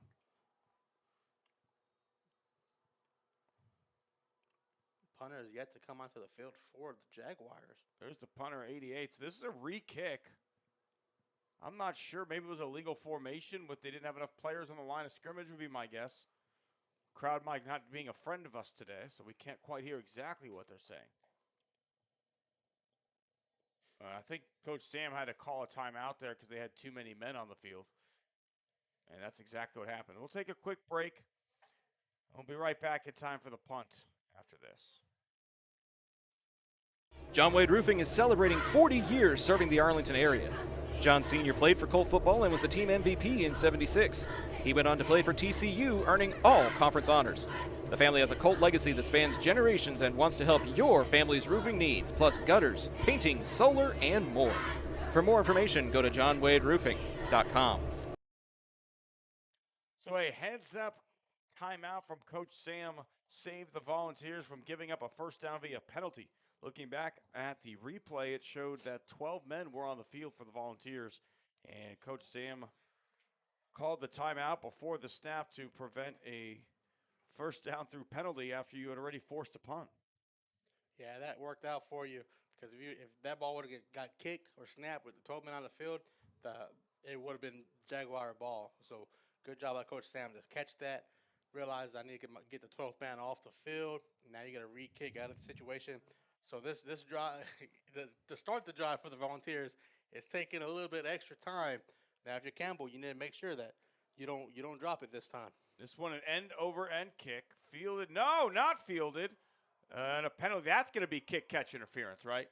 That's got to be kick-catch interference because he didn't clear enough room to catch the ball. He was very, very close to him. As of now, it is Flower Mound's football, but I do feel like this one is going to be coming back. I think he moved out the way before trying to catch it, so the ball bounced. Flower Mound defender had grabbed a hold of the returner. I don't think he touched that one. I don't think that one was a fumble. If anything, it was downed back there. But again, they grabbed him before he had a chance on a fair catch, before he had a chance to actually maintain bringing the ball in. And that's going to be 15 yards from the spot of where the ball had hit. So it's going to put you at the 30. That's the only thing I can think of. So break for Bowie. Yeah, kick catch interference is what the head referee is saying. Kick catch interference. So maybe that ball either wasn't caught and he grabbed the returner, or the returner had dropped it, but there wasn't enough room to clear the fair catch. All right, 10:30 here in the third quarter. It's taking a long time to play a minute and a half of game time. It is. It is. But now Bowie has the ball. Let's see if they can do something with it. Oh, instead a fumble, and I believe Flower Mound has it. It hit him in the face mask, and I believe Flower Mound immediately recovered that football. See, the referees are talking about it. See the They gave the ball back to Bowie. Here's I the guess replay. Bibbs was able to get on top of it right in time. And it hit Bibb right in the face mask. He might have held on to it. That's a big break for those of you watching at home. So now 2nd down and 15. And thanks for watching the Bowie home opener here, road opener here on Zach Arnold Productions. Tossing it outside, a little bit of a lane across the 25, back to about the 29, getting a lot of that lost yardage back. That'll be 3rd down and 11. Different running back in the game on that carry. It was number 24, Jaden Harper. Looks a little shiftier maybe than Ponder. Ponder more the power guy. 3rd down and 12. Really would need a big 1st down conversion here if you're Bowie, and a screen pass unable to be hauled in. And they're going to say incomplete. They were still fighting over the football. But that is an incomplete pass.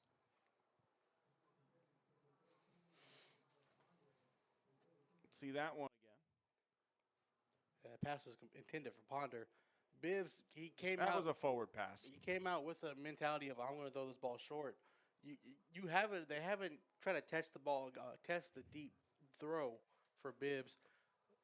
You got to eventually see what kind of arm he has if he's going to be a starting quarterback going further. With this being only game 1, you still have tougher games after this.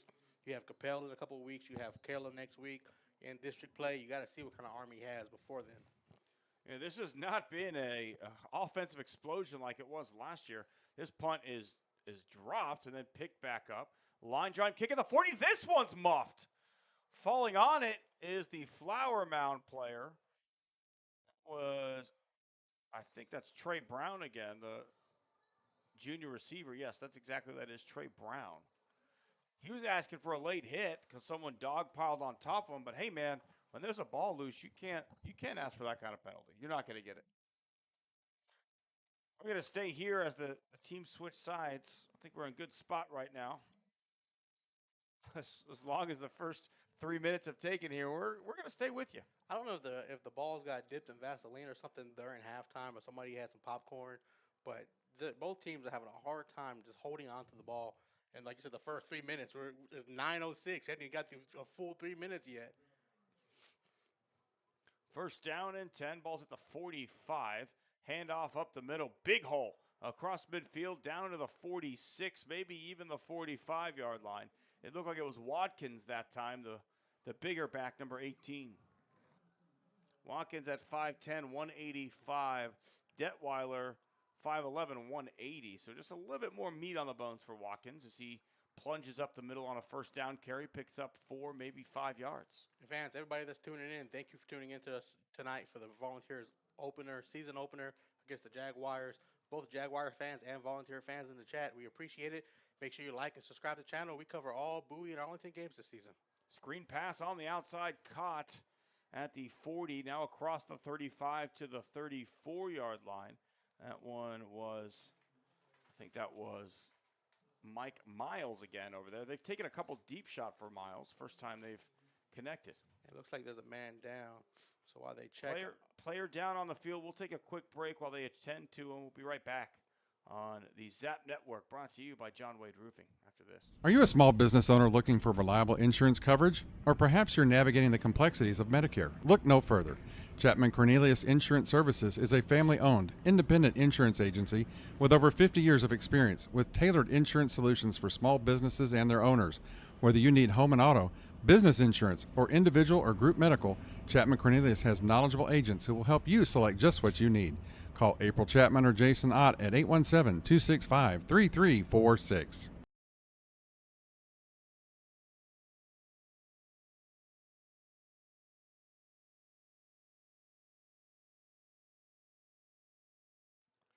Welcome back out to Flower Mound High School. Tim Costello, Jot Holly in the midst of a fantastic opening week football game. The Bowie Volunteers are fighting head-to-head with the Flower Mound Jaguars. It's a one-point game, 7-6.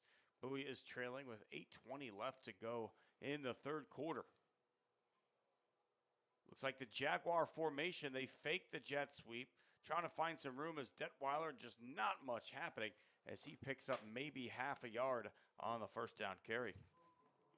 Second time he's done that where he kept it instead of getting rid of it, and it's bit him in the butt both times.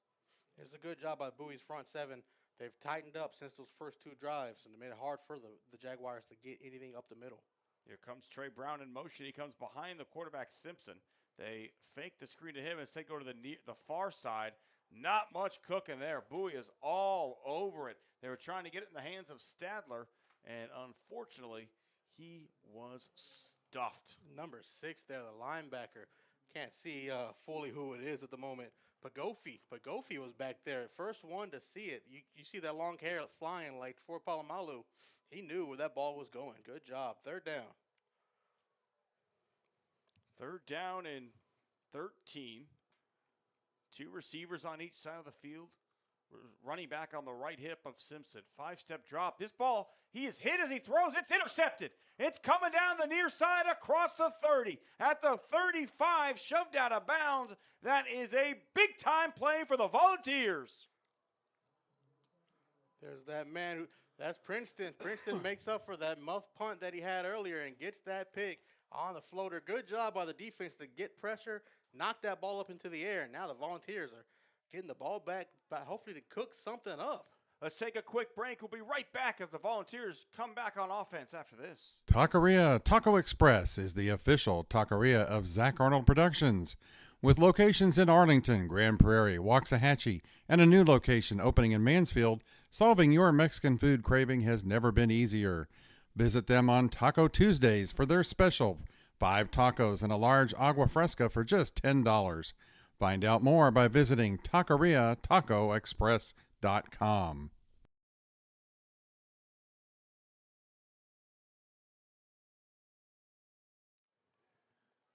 Welcome back out to Flower Mound after the interception. The ball spotted at the 20-yard line. Not sure what happened after the original return, unless maybe he stepped out of bounds or something, or maybe he was ruled down. It might have been ruled down. I didn't see for sure. We can go back and check on the replay if we still have it. But good job by Princeton, able to bring that ball in and get the pick after the ball was hit into the air. Handoff up the middle to Ponder. He's trying to find anything there, but maybe a yard, maybe two. Not a lot of room to work with. The score update across town, the Colts have taken a 29 to 14 lead over the Skeeters at Maverick Stadium. Pops and Zach, they're on the call there at UTA while we got a close one here. Former home of former Astro Hunter Pence, UTA. Former home of me. I'm a UTA and Arlington High alumni. You're not Hunter Pence, though, Joe. I am not. Handoff up the middle. A little bit of wiggle room initially, but not much overall. Picked up maybe 2 inches on the carry. That time it was number 24, the other back, Jaden Harper. Now, if I can get the contract that Hunter Pence got from the Astros, different story. I can grow 6 inches, 6 inches, and learn to swing. So I don't think Hunter Pence ever truly learned to swing. His technique was he's got a great YouTube video where he says like 100% of the athletes who swing a bat like this have made the major leagues because he's the only one who ever does it that way. Here's a shotgun snap, rolling right, has a little room, just going to keep it and shoved out of bounds. That's going to be short of the first down yardage that was needed by Bibbs. It was a quarterback keeper with the option to throw on that right side, and he just thought he had the room he needed. Unfortunately, about maybe 2 yards short. I'm kind of surprised that they're going to bring the punter back out here, Bowie, instead of going for it. I know that where the territory is This at. is deep. Oh, it looked like Bibbs had got farther. They cut him down That's at a terrible 25. spot. That's Yeah. a terrible spot. It looked from our angle he was down about the 28, 2 yards short. Let's see if we can get a look at the replay here.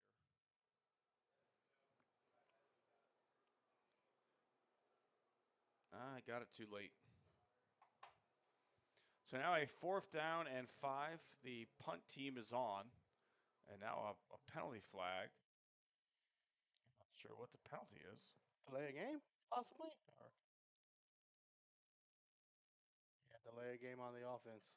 That's not what you want. You're already somewhat deep in your own territory. You don't have a NFL leg working for you back there. So this is going to be a tough punting situation. Bowie has not struck all of his punts well tonight already. Yeah, Bowie has done a good job playing linebacker tonight. He did a great job in the linebacker position. Great job at linebacker position. We're never going to discredit him on that. Okay, this one's playable. It's going to bounce. Take a Bowie bounce. This one worked out very well across the 45 down to about the 41. And looks like a roughing a kicker, but Bowie got hit by 2 different Jaguars. There's a flag in the backfield. We'll have to see if it was a roughing or running into, but this is where that 5-yard penalty could really hurt, where you were 4th and 5, and a running into would have gotten you a first down. Yeah. It hurts too having Bowie, a big linebacker, out there to punt, because he's not a frail quarterback that can kind of just flop. You got to know how to sell it. Yeah, you got to sell it. Get up in the air, expose yourself. Now, as a linebacker, you're too big to take that shot and expect not to get back up. So.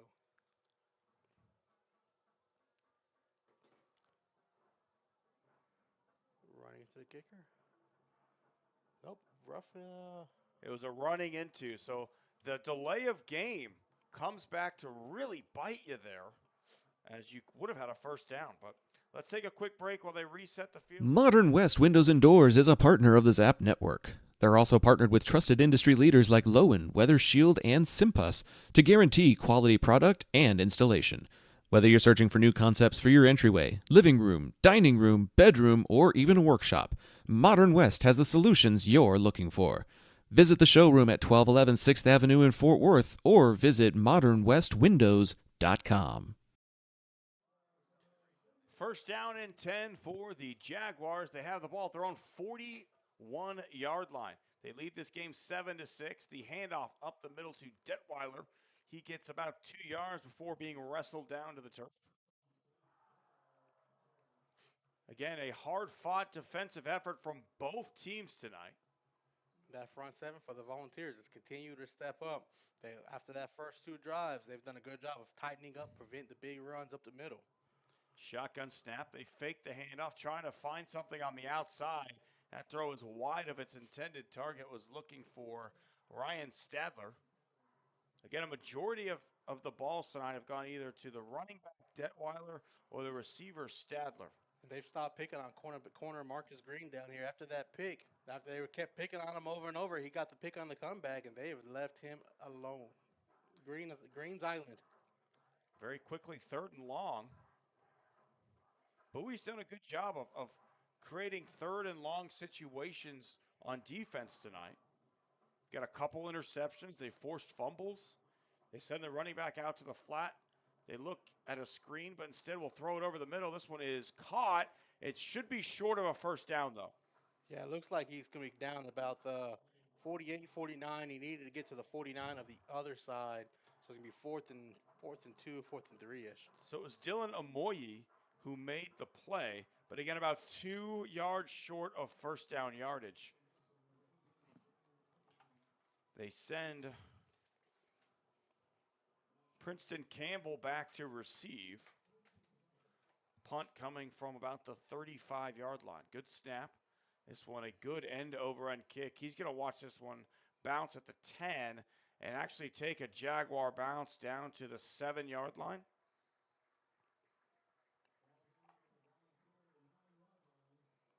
Take a quick look at that replay on the punt. Actually, no. We'll just take a quick break here. It was just a punt. We'll be back on the Zach Arnold Production Network after this. Need a cleanup that's easier than finding your seat on game day? Trinity Logistics Services has you covered. Whether it's your home or your business, Trinity will drop off and pick up the dumpster. No hassle, no mess. Founded by Arlington's own Chet Soto, class of '97, Trinity Logistics Services is proud to serve their hometown. Call 817-693-1302 and let's tackle your next project together.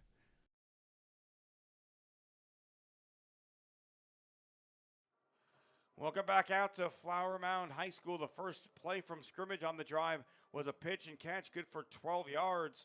We'll have to wait and see what the penalty is. Looks like on Bowie, they're going to walk them back. Can't have any more flags like this. You're already down there in negative territory. Now you have to be back at the 6 or 7 yard line. 5 yard line. That's a holding that they said. Half the distance. That's not good. You're the Volunteers. You need to get something going. You've managed to score those 6 points, and that was the only thing you've had going for you besides the amount of penalties that you've racked up. So that makes it 1st and 15. Fake the handoff, trying to find anything open. Bibbs has a man throw and caught a sliding catch. It was the tight end that time, number 27, Dante Tennyson, making a good catch on 1st down. Tennyson was the one who caught the touchdown before halftime, so he's able to get his hands out there. Starting tight end, Brody Ferguson, I believe, is out for the day. You hear the name Brody Ferguson, he is a baseball player. We got to call him a lot during this season as a starting pitcher and first baseman.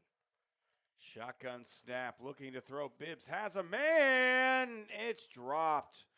Sunday Brown was streaking over the middle, but I think number 36 or maybe even number 11 for Flower Mound, Preston Neal, got his hand in there and broke that one up. That's a good try, a good play call, though, by Bowie. You're trying to stretch the field. Sunday Brown came open across the middle. You got to catch that. I know you're going to take the hit either way, but you're playing dropped receiver. It. Looking at the replay here, no one got a hand in it. It was just dropped. Yeah, really enjoying the replay function tonight. Here's a screen pass over the middle. Nichols breaks a tackle, breaks another tackle. Now he's loose across the 30, 40. He could house call this. 40, 45, 30, 25, 10, 5. Touchdown, Bowie. What a run from Nichols down the sideline. We had said earlier you need to stretch the field. Bowie was leading in passing yards coming out of halftime. Good job there. Nichols made that play happen with a broken tackle to get to the 1st down, and he was gone. Use that speed. That's all he needed for 6. House call, and now the Volunteers lead with the option of going for 2 here, which they might be doing. I would. The kicking game has not been your friend. Worst case scenario, you miss the kick. It's still 12. Best case scenario, you get the 2-point conversion. It's a full 7-point lead. Instead, they will kick the field goal, though.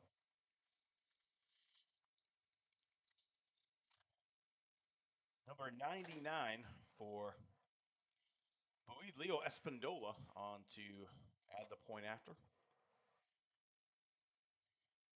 That was the explosion we've been waiting for, Jot. Now we just need to get this extra point in and see if we can try to play more defense. Snap is better. The kick is up. It is good. A 13-7 lead for the Volunteers as we have 2:52 left to play in this 3rd quarter. We'll take a quick break. We'll be right back on the Zap Network after this. Las albercas en Texas necesitan servicios durante todo el año. Romy Pools brinda servicios de calidad, incluyendo limpieza, mantenimiento y reparaciones. Llama al número 469-951-0107 para una consulta gratuita y pregunta por Roberto. Romy Pools, haremos que te enamores de tu alberca de nuevo.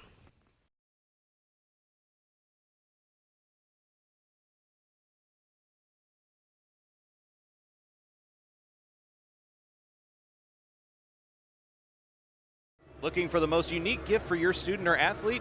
Local Legends Figures has you covered. The custom 6-inch figures are designed with you and your legend in mind. They even immortalized yours truly with a custom, never-before-used model to create a Zach the Voice figure for my 30th birthday. Huge thanks to our friends at Local Legends Figures. See pricing and place orders at locallegendsfigures.com.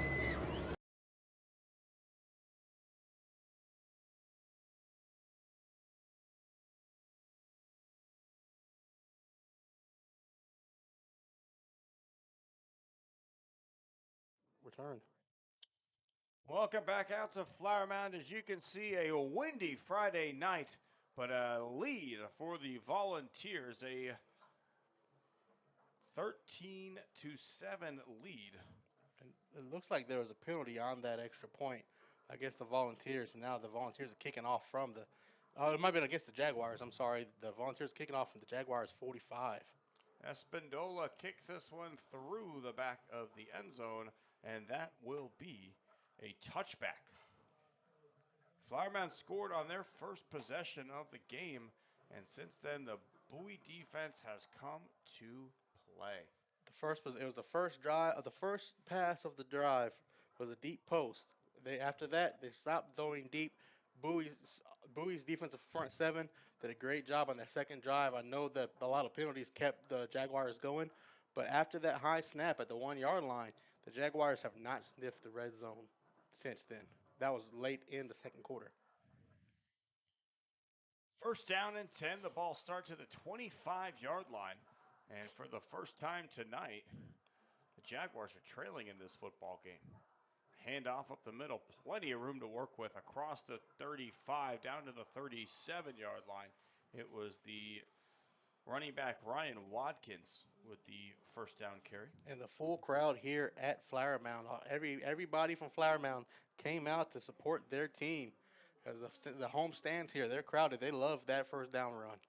Shotgun snap, handoff up the middle to Watkins. A lot less room to work with this time as he's brought down almost immediately by Bryson Castile, the future Houston Coug.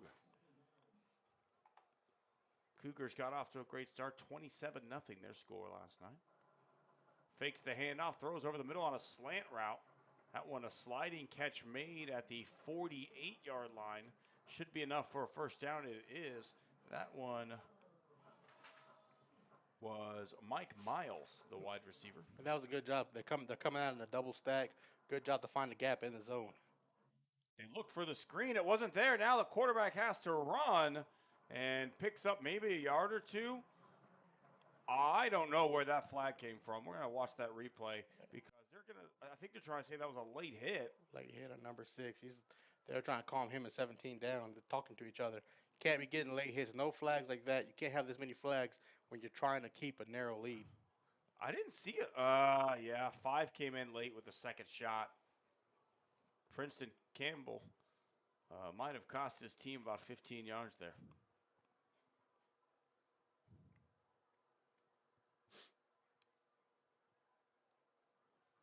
That's a tough break. It was a bang-bang play, but especially when the quarterback's involved, you can't take that second shot, especially not leading with your helmet. Yeah, you can't have that. That's just an undisciplined play. Not saying he's an undisciplined player, but that's an undisciplined play. You need to assess your situation, see that you have a narrow lead, and not do that. Take it heated. Handoff up the middle. It's Detweiler. He gets across the 30 down to the 25, 24-yard line, and that's another first down carry. And what this double stack formation is doing is spreading Bowie out. So they're not coming out with a 4-3 like they had been, coming out more in a 4-2-5, taking an extra linebacker out of the play. Let's get back to the live action. They fake the handoff up the middle. It's an end around. Trey Brown has room across the 20, 15, leaps at the 10, and is out of bounds at the 11. Then a flag comes in late. Bowie's the one asking for the flag. We'll see who it's on. This has been a very penalized game, both for Bowie and now starting to be for Flower Mound. Have to watch the replay here to see where exactly the flag came from.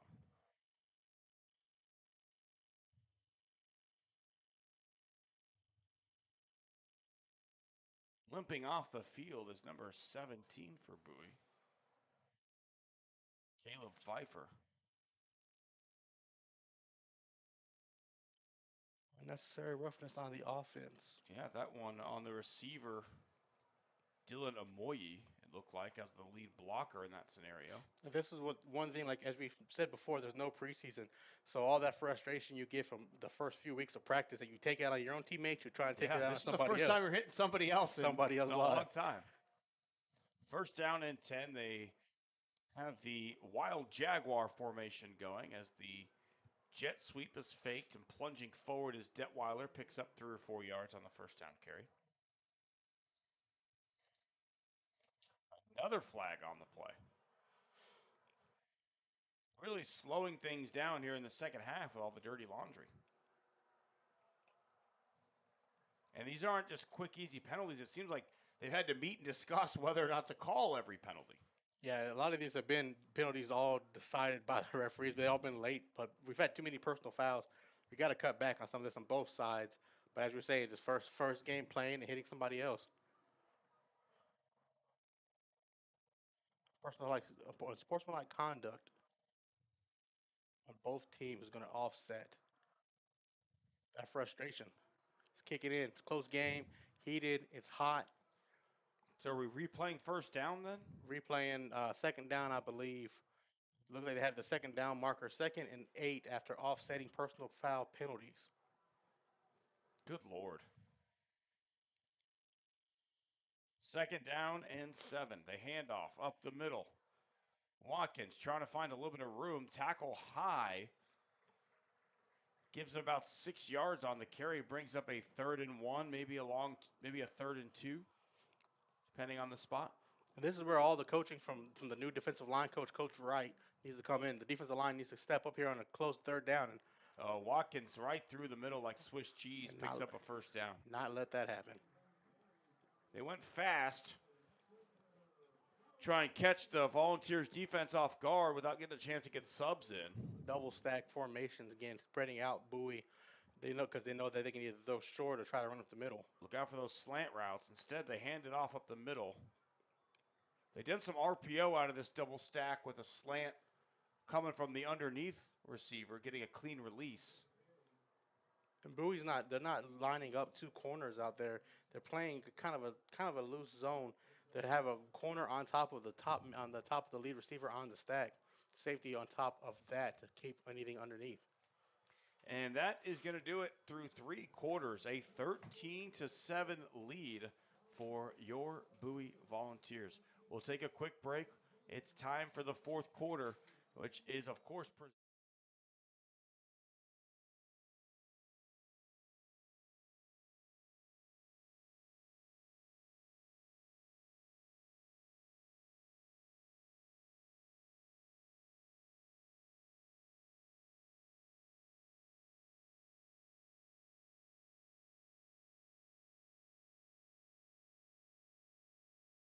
Taquería Taco Express es la taquería oficial de Zach Arnold Productions. Con un amplio y auténtico menú, satisface tus antojos o prepara tu próximo evento con nosotros. Visítanos todos los martes para disfrutar de Taco Tuesday con 5 tacos y un agua fresca por solo $10. Para encontrar sucursales cercanas o hacer pedidos en línea, visita taqueriatacoexpress.com.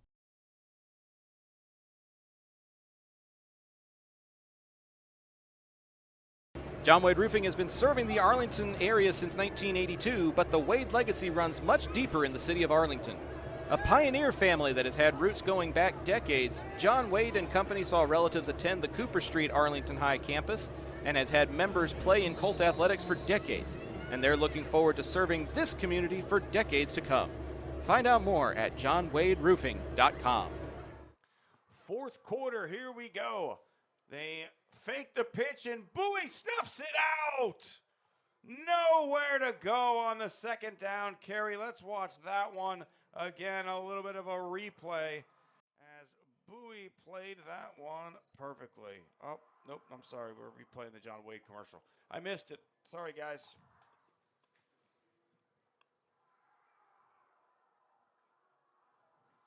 Third down and 12. Shotgun formation, 2 receivers on each side. They move Detweiler to the far side of the field in the flat. Looking to throw Simpson. Here comes the pressure. They got him. The safety blitz comes through, and they nail the quarterback. Unbelievable timing there from, it says Bibbs, but that's not the quarterback. It's number 0. Oh, it's 0. Okay, that is Kevin Baines. Another great play from Baines. Almost intercepted one earlier. Now a 4th down and a mile.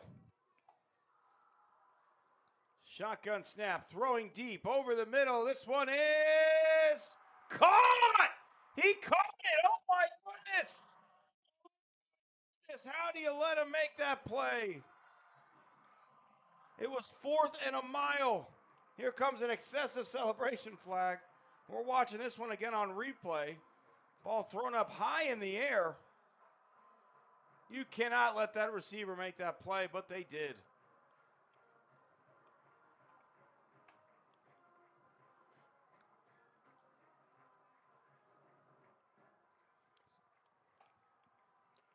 Yeah, when that ball is hit in the air like that, and the quarterback just throws up a prayer, a Bledsoe, as we used to call it back in the day, you got to come down. You got to be able to make sure the receiver can't get in front of you. He found a gap. He got in front of the corner. Corner didn't do anything to knock that ball down. The safety's back there watching. You got to come over and help. Instead, there's just a jump ball and left it up. Receiver's going to win that battle if he's uncovered, untouched. You got to do anything you can, even on the way down. Pull him down with you. Don't let him catch the ball. But now you're looking at a tied ball game because of a 4th down Bledsoe pass, a prayer in the corner. And a chance for Flower Mound to take the lead on this extra point nonetheless.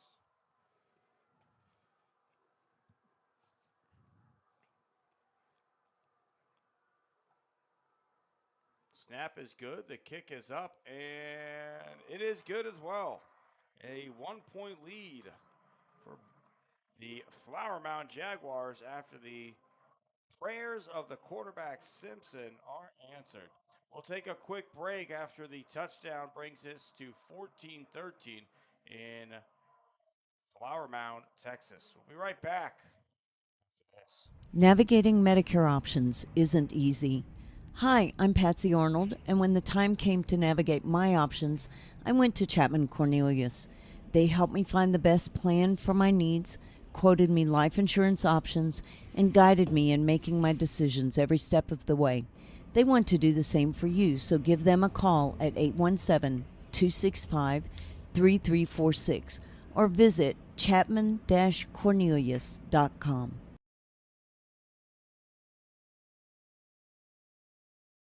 If you're like me and need printed materials to get your brand out there to the community, then you need Eka Signs. Conveniently located in central Arlington, Eka features a wide selection of shirts, hats, banners, yard signs, acrylics, magnets for your car, magnets for your fridge, tumblers, A-frames, and more. Call Eka at 817-617-2229 for more information and tell them Zap sent you.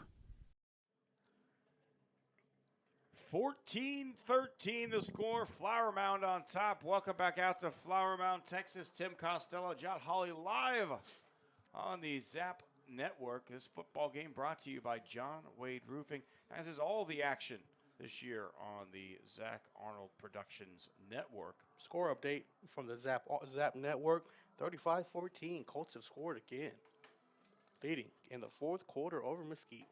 After the excessive celebration penalty, the Jaguars kick it from the 25-yard line, and a smart heads-up play made that time by Princeton as he watches it go out of bounds at the 20-yard line. That'll bring it up to the 30-yard line. And going back to that touchdown, we were saying you as a corner, you can't let a guy get in front of you in the end zone. It's one thing if he gets getting behind you in the end zone. It's one thing if he gets behind you, you're running down the field because you have speed and room to catch up to him. On a jump ball like that, if he's in front of you, he's going to win. And Green, there was a corner there. They kind of picked on Green. They stopped after the interception, but they went back to it there on that jump ball. You have to do anything you can. Don't let him get in front of you on a jump ball prayer, and that's what happened. Baron Sampson put it up high, gave his receiver a chance, but it was a floater. It wasn't a dot by any sense of the imagination. His receiver Miles just went up and made the play and brought it home. High pointed the ball, like they say in basketball. Go up the highest point, like you would as a senior, as a center. I think we're about to re-kick this one because they're calling a false start on the kicking team. So now instead of kicking it from the 25, they're kicking from the 20. There's no reason if you're a volunteer not to return this ball, because you can return this ball, get back to the 50 with as much space as you have in front of you, and give your offense a good field to work with 10 minutes left to go in the game. And fourth quarter action.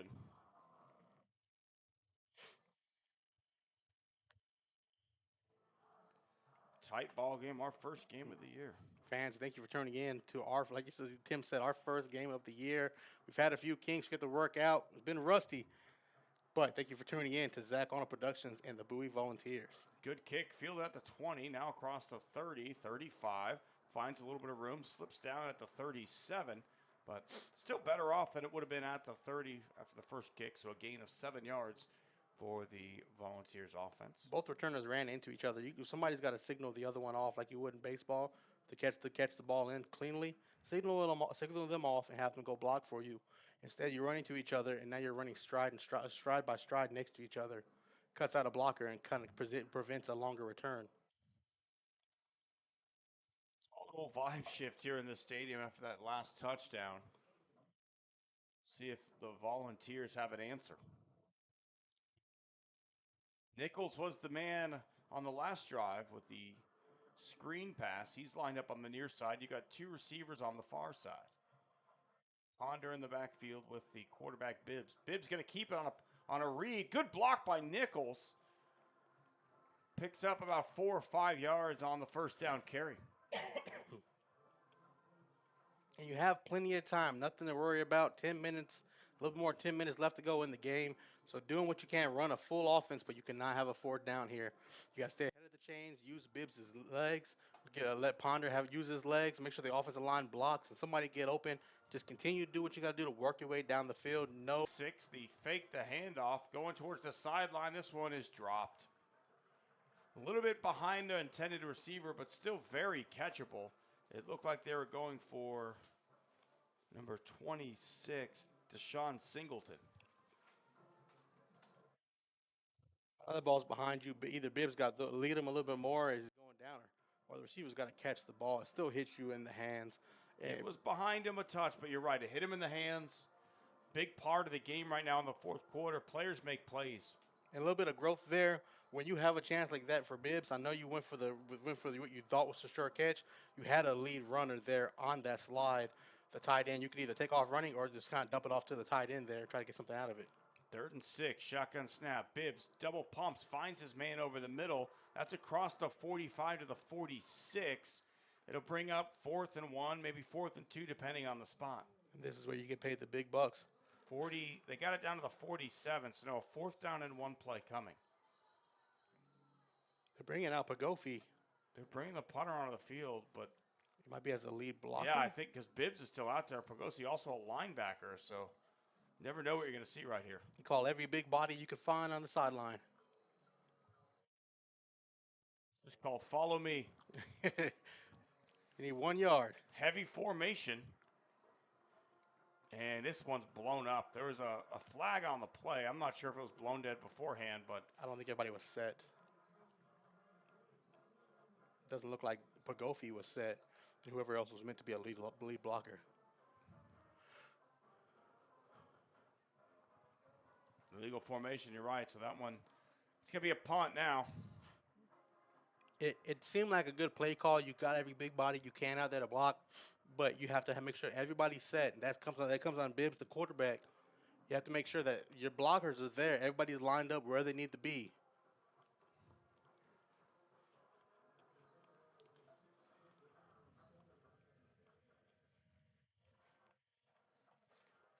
But as you also mentioned, Tim, that ball looked like it was already blown up beforehand.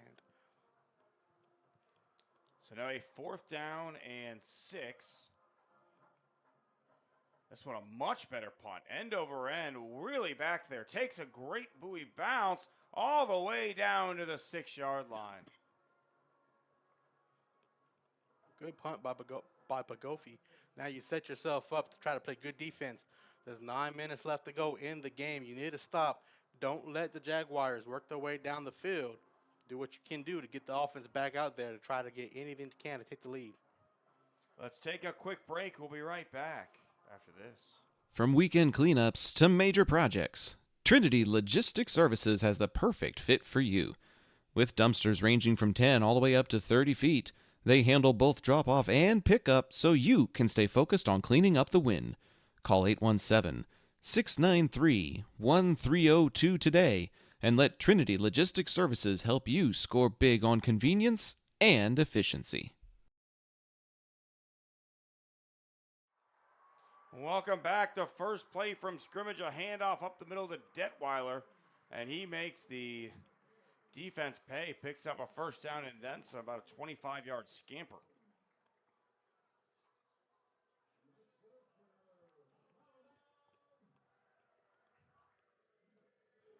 First down and 10, ball at the 34-yard line.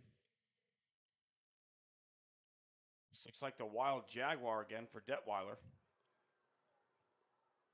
Keeps it, runs it up the middle, hit hard, and spun down across the 35. And back-to-back plays, they've came out in the kind of wild Jaguar where they have 4 or 5 receivers spread out. The previous play at the 5-yard line, the defense is spread out with the receivers, left the middle of the field wide open. Detweiler found a hole, and he took off for those 30 yards. But good job there on this previous first down to make sure you stop him from getting anything else. They bring the receiver in motion across the formation. Detweiler fakes the jet sweep, then keeps it himself. I think he's going to be brought down just short of the 40, maybe at the 39.5-yard line. Be interesting to see if they come out with that kind of wild Jaguar again, let Detweiler work his way up for 4 yards, or if they threw a little swing pass because everybody's looked towards the middle. Third down and 4, ball at the 40-yard line. Looks like the Volunteers going to bring some pressure off the edge. Double stack formation. Pagofi's the middle man, middle linebacker. He's got to stay there and wait for anybody to come in. This has been their RPO formation. The throw over the middle for the slant. The ball's out! Ball's out! They're going to say incomplete pass. Oh, that's a tough break. We'll let you guys decide at home. I think that's probably the right call, but we'll let you guys decide. Here's the play action, throws over the middle, 1-2. Oh, that's pretty close, Jot. It's close. He took a football move, right? Move forward. He went forward with it. That could have been a fumble there. Here's the snap. This one nearly blocked. Good effort up the middle. Spiraling kick takes a Bowie bounce and is going to be ruled dead at the 25-yard line. Let's take a quick break. A tight game, a 1-point game. 7 minutes left to go in this fourth quarter. We'll be right back on the Zap Network, brought to you by John Wade Roofing after this. Modern West Windows and Doors invites you to see the difference. Whether you need sliding doors, bay windows, or just need a more modern look, Modern West has options to fit both your style and budget. Stop by the showroom at 1211 6th Avenue in Fort Worth to see for yourself, or call 682-255-6094 for more information. Welcome back out. Fourth quarter action. A 1-point game here in Flower Mound, Texas. The ball is fumbled by Bibbs. It's on the ground. Who's got it? Oh, my goodness. Bowie falls on the football, but a costly loss of yardage on the first down play. Modern West Windows and Doors invites you. It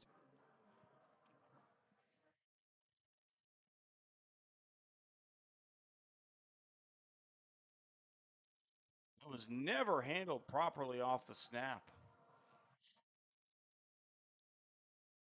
Looks like a timeout called by Coach Sam. Got to talk to his offense and get them settled down. We'll take that timeout with him. That's probably a good idea. Just as you said, settle this offense down, put together a game-winning drive right here. We'll take a quick break, learn a little bit more about what Yadi's doing over at Classic Chevy, and be right back after this. Buying a vehicle can be overwhelming. That's why Yadi Pagan at Classic Chevrolet has created a guide to car buying to help ensure you make the right choice. Classic South has a great selection of pre-owned vehicles, and Yachty will put all his energy to make sure you get the best deal possible. Call 817-706-5679. Classic Chevrolet. Relax and enjoy the difference. Okay, cool. I don't know why Zach asked me that, but it was probably 40 minutes ago when he asked Fourth me. quarter action. 6:25 left to go. A 1-point football game. Second down and 19 facing the Volunteers after the fumble. Bibbs looking to put his mark on a start to the season that would be very memorable. They fake the handoff left, bring it back to the far side, and that goes nowhere. A loss of another 5 yards. Going to be third down and 25. Yeah, you ran a misdirection, but there's nobody out there to block for you on the misdirection. Buying a vehicle. Pulling guard, no pulling tackle. You just left a running back out there by himself. And if you have no receivers on that side, it's just an open field, hoping that he can outrun somebody. The Flowerman was not worried about that fooled one at all, bit. as you can see on the replay there, folks. Again, really enjoying this replay function that we've added. It's always fun to get new toys. Third down and 25. Shotgun snap. Bibbs has time for the first time all day. Throws over the middle. This one's caught at the 30, and he breaks the tackle across midfield at the 50. 35, 40, 30, 15, 10, 5. Touchdown, Nichols. The second time today he's escaped and scored. And guess what? No flags. Hey, let's see that one again. Oh, my goodness. Oh, my goodness. No flags. Good job, Nichols. Found a way to break that tackle and take off. What a play from the young man for the second time today. The first one, a long screen pass. This one finds a way to just wiggle free at midfield. And oh my goodness, what a play. Now you're going for two. You have to get this two to make it a 7-point game. There's a little bit less than 6 minutes left to go in this game. Your defense has to tighten up. No big praise on fourth down, but get this 2-point conversion first. For two, they fake the handoff up the middle. The quarterback keeps it good.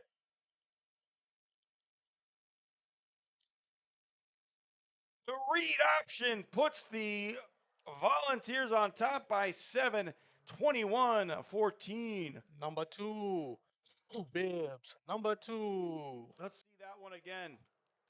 Here's the replay. He faked it. He kept it. He dives, and it's good. What a drive. And I said maybe Bibbs can put his name on something special to start this season, and it was Nichols. Nichols has really shown up in this second half. 2 long catch and runs, breaking tackles, avoiding contact, and putting his team on his back. The wind really picking up now. As Flowerman will have to throw into this wind. You lose a Nichols at quarterback, you gain one at receiver. They both make an impact either way. Good job by Nichols. So that's 2 touchdowns, correct? And that was a big one right there. He breaks that tackle. He was close enough to the first down either way when he caught that ball in. But good job fighting through it. And now it's a 7-point game. You got 5 minutes to go to play defense. It shows as he was making that throw. I said it's the first time today Bibbs has had time. And what does he do? He delivers a very accurate football in an area where his receiver had room to operate and make people miss. This kid's got some arm talent. He really does. He just needs time to throw the football. And that's one of the things, hopefully, over time, as the offensive line, collectively, you're going to gel. You're going to find the 5 that need to be in there. They're going to gel together. And once that happens, Ponder's going to get holes. Bibbs is going to get holes. And Bibbs is going to get time like he did there to get you a touchdown pass. Espindola end over end kick. Fair catch called at the 25, maybe the 24. He's backing up as he called it. It was number 87 for Flower Mound who made the call there. Dayton Shannon. Maybe it was Liam Burge. It was Liam Burge making that fair catch. 5:25 left to go in the fourth quarter. A 7-point lead for your Bowie Volunteers. Let's see how this defense finds a way to answer. Fans, don't forget that drive summary. Classic South Chevrolet sponsors all touchdown drives. The next time you need you're ready to drive something, contact Yachty Pagan. 217-706-5679. Classic Chevrolet. Relax and enjoy the difference. That drive summary, of course, the graphic summary a little bit late, but classic Chevy. Such a good job. I believe that was a 5-play drive, capped off by what a little less than 80-yard touchdown catch by Nichols. Second down and 1. Instead, we get a timeout. We'll take it with them. 5:15 left to go in the fourth quarter. We'll be right back on the Zap Network, brought to you by John Wade Roofing. Hey, this is John Wade Jr., Colt Football 97, class of 98. And the next time you have a roofing issue, be sure and call Arlington's favorite roofer, John Wade Roofing. Look us up on the internet at johnwaderoofing.com.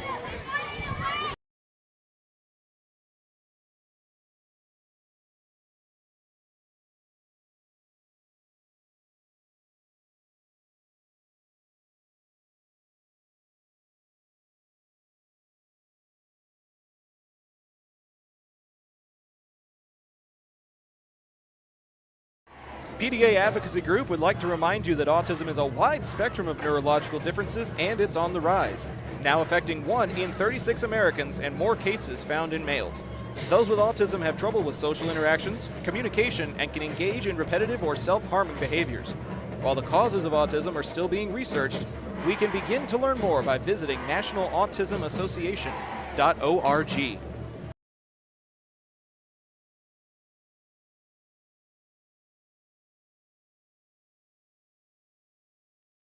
Welcome back out to Flower Mound, Texas, as the second down and 1 carry was good for first down yardage. It brings up a 1st and 10 at the 41. Flower Mound on the move again. Simpson fakes the handoff. No, gives it up the middle. Brought down at the 41, it was the backup running back, Ryan Watkins. Sampson's had an okay day, threw a couple of touchdown passes. That's been picked off a couple of times as well.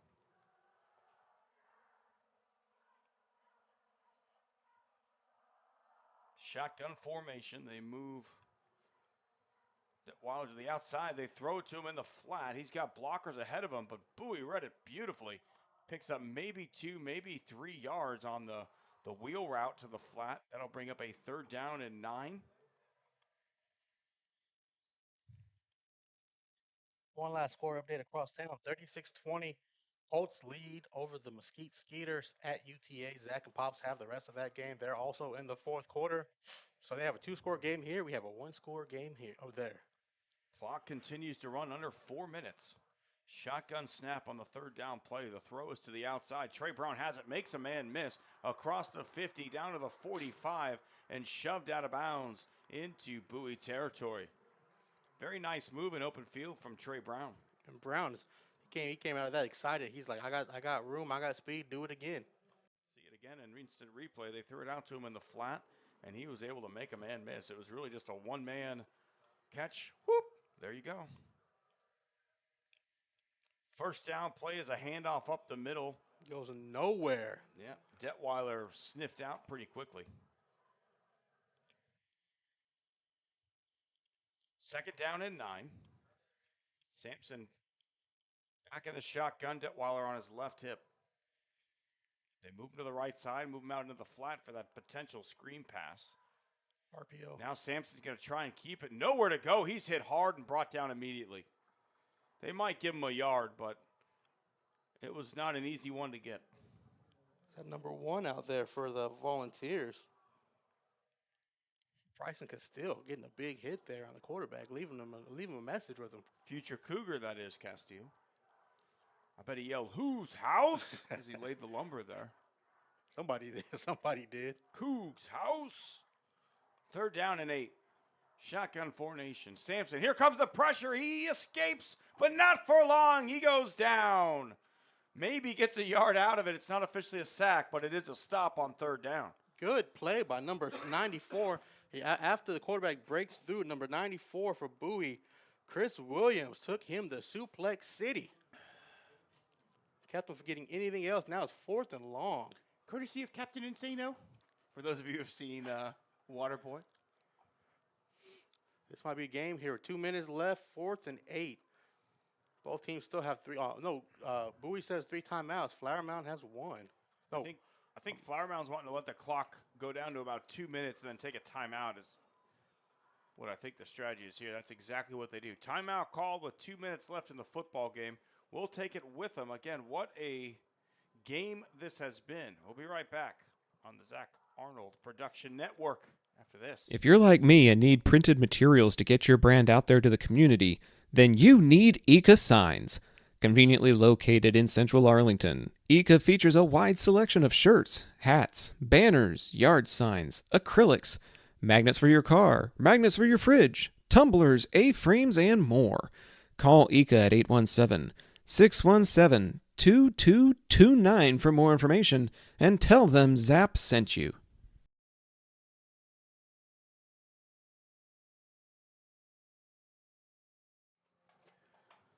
Fourth quarter of action. Welcome back. 2 minutes left to play, and it's a one-score game. Jot, you and I were just talking off air. It's an interesting decision not only to call the timeout in that situation, but they waited until there were 2 minutes left to call it.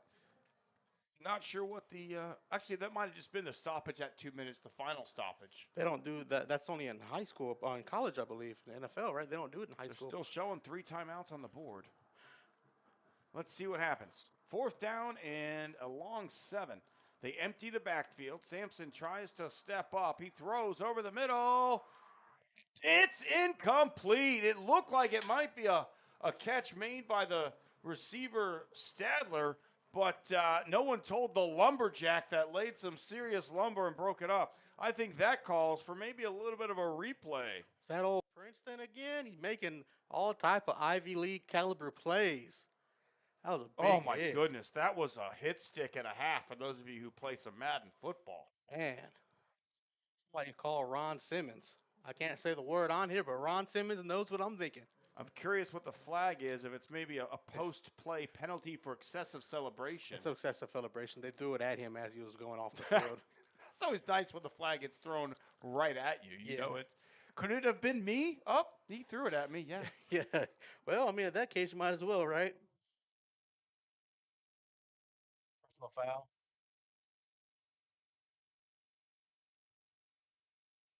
I think Coach Sam obviously is not going to love the penalty there, but he's going to love the effort from that young man. Yeah. Oh, Princeton's came in very, very handy today. Yeah, that's one kid that you're going to rely on a lot on this defense going further. One thing we talked about, though, you still have 3 timeouts if you're Flower Mound. And this is still just a one-possession game. If you could stuff the run 3 times and force a punt, this game is not over yet. Yeah, but that's a lot more easy. That's easier than said than done. The way Bowie has moved the ball the second half, it's been a big difference, big turnaround. Read option here. Ball's on the ground? No. Ball's on the ground. He took a shot. Ball's on the ground. That's a fumble. And I think they came away with it. It's not good. If you're a Volunteer fan, that's not good. That is not okay. You had a chance to ice it with 3 timeouts left. Let's see it again. Ball immediate came out, and Flower Mound picked it up immediately. Yeah, that's not good. Now they get the ball back at the 25 in a spot that they were kind of looking at a moment ago. Game last year that went to double overtime.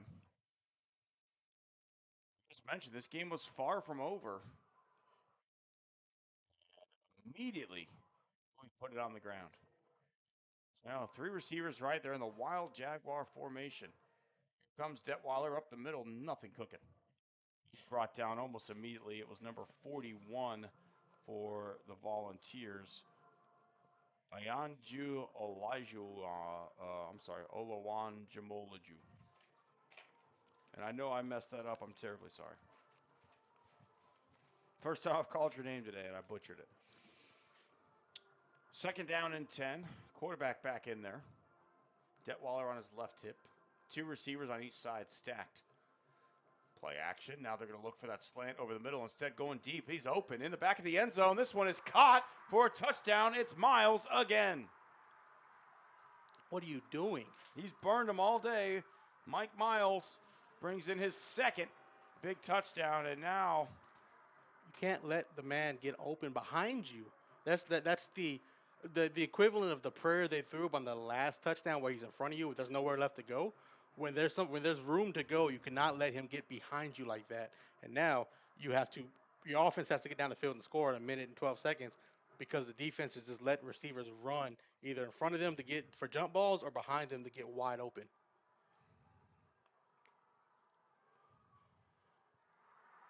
extra point is up, and it is good. And now a tie game with just a minute and 12 seconds left to go. Like you said, last season we went to 2 overtimes, 50-48. This season, 21-21. The way this game was looking in the first half, I wouldn't have believed it. Same here. Hopefully someone in the final minute and 12 seconds can make a play. But the way that this game has gone offensively, I can see this going to quintuple overtime of just stop after stop after stop, unless you just throw it up for Miles in the end zone. Speaking of making a play, Maxwell Nichols, the receiver from Bowie, the Dallas Morning News has 7 catches, 203 yards, and 2 touchdowns. He has been making a play. Yeah, I'd look to get him the football again here. Get him ball again. He's helping out Jaden Bibbs, 17 for 29, a little bit less than 60% when it comes to completion rate, but 288, 3 touchdowns and a pick. Take that all day, any day. We are all knotted up at 21.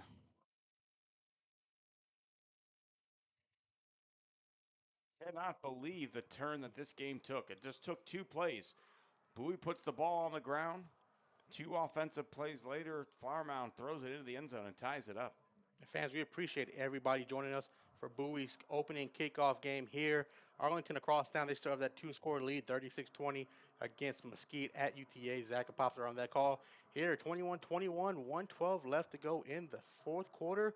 And we might be heading to overtime unless something happens. End overrun kick fielded at the 10, across the 20, now 25, before going down at the 27-yard line. Let's see what Coach Sam has cooking. The biggest thing that you need to talk to your offensive line about now is blocking, give Bibbs time, and discipline.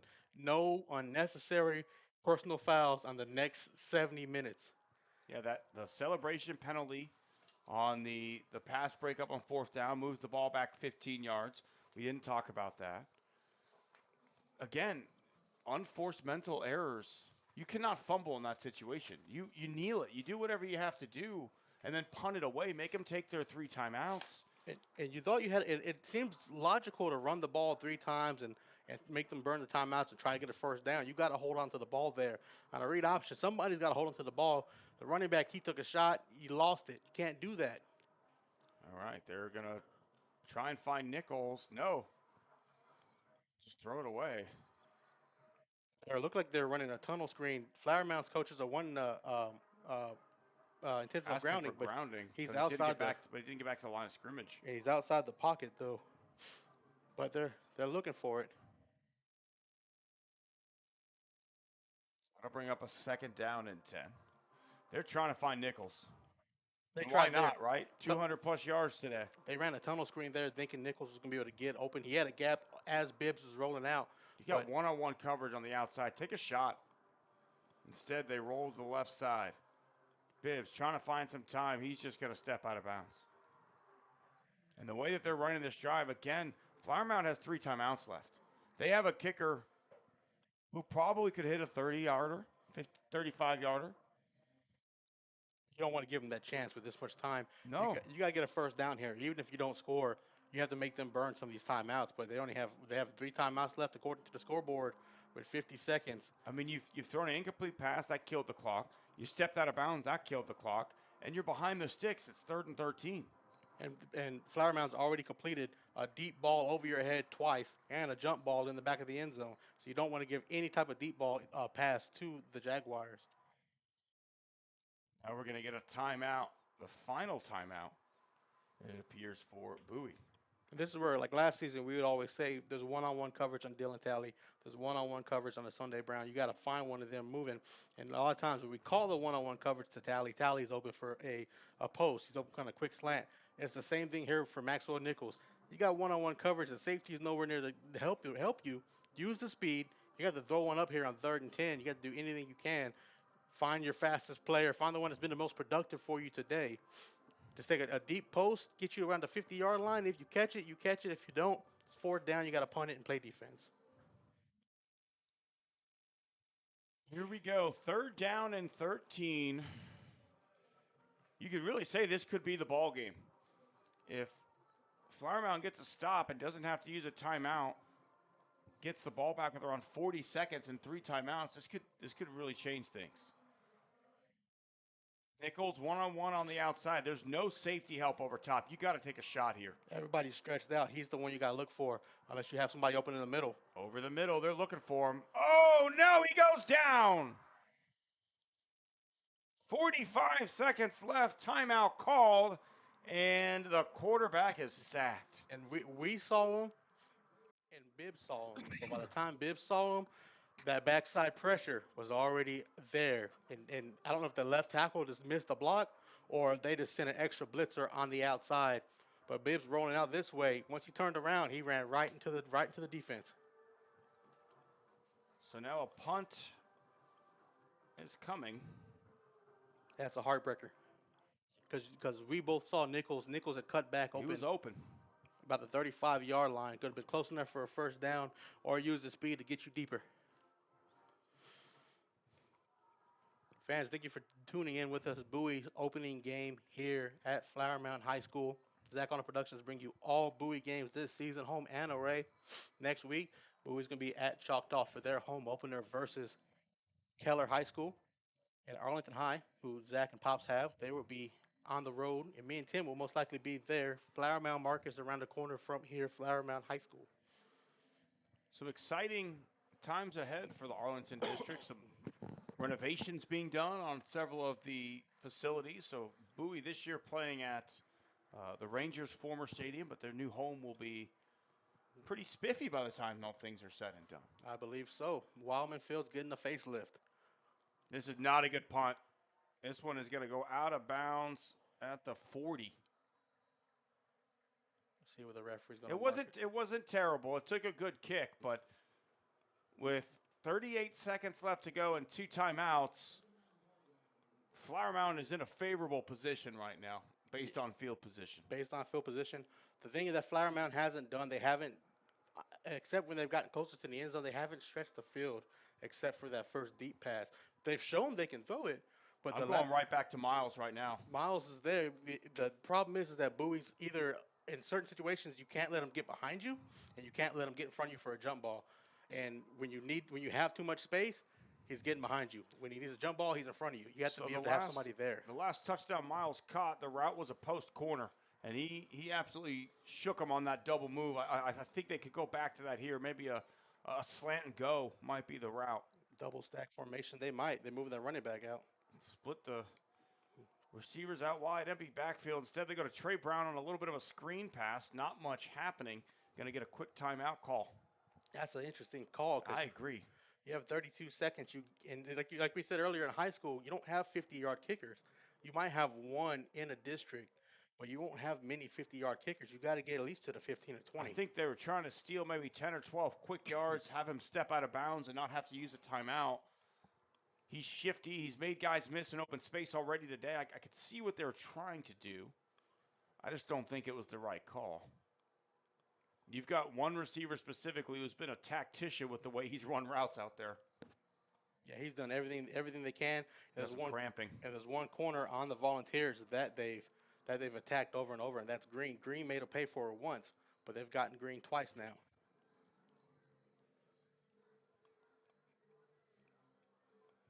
.32 seconds left. The scoreboard shows 1 timeout left for Flower Mound. No timeouts left for Bowie. So we're 32 seconds from either a win or overtime.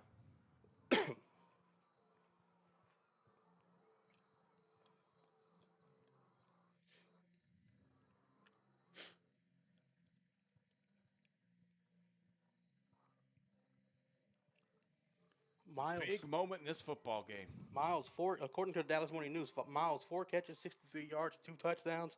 Trey Brown, 4 catches, 67 yards, and a touchdown. So both big play receivers for Flower Mound have came in handy and scored for them to keep them in the game. As that ball is snapped, double stack, looks across the middle, and that ball is overthrown. Had a man open, just couldn't quite complete it. He had number 7 going at about the 45-yard line. That ball slipped through his fingers. That's going to bring up 3rd and 10. 3rd down. Now that Flower Mound only has 1 timeout left, they have to take a shot here anywhere they can near the end zone to give their kicker a chance to take the win. 3rd down, big play. Looks like we're in the Wild Jaguar up the middle.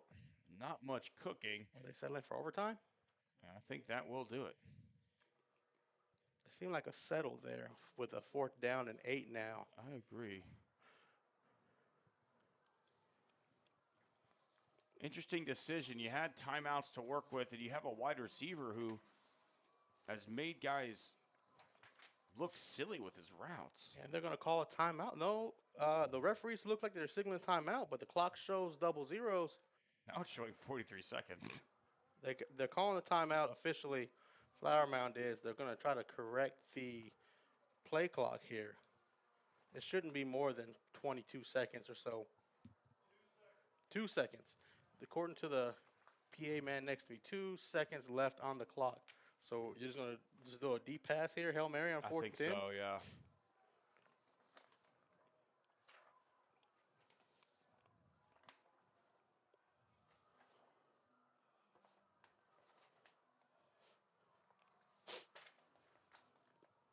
If by chance this is the last play of the game, we will have the post-game show presented to you by John Wade Roofing after this.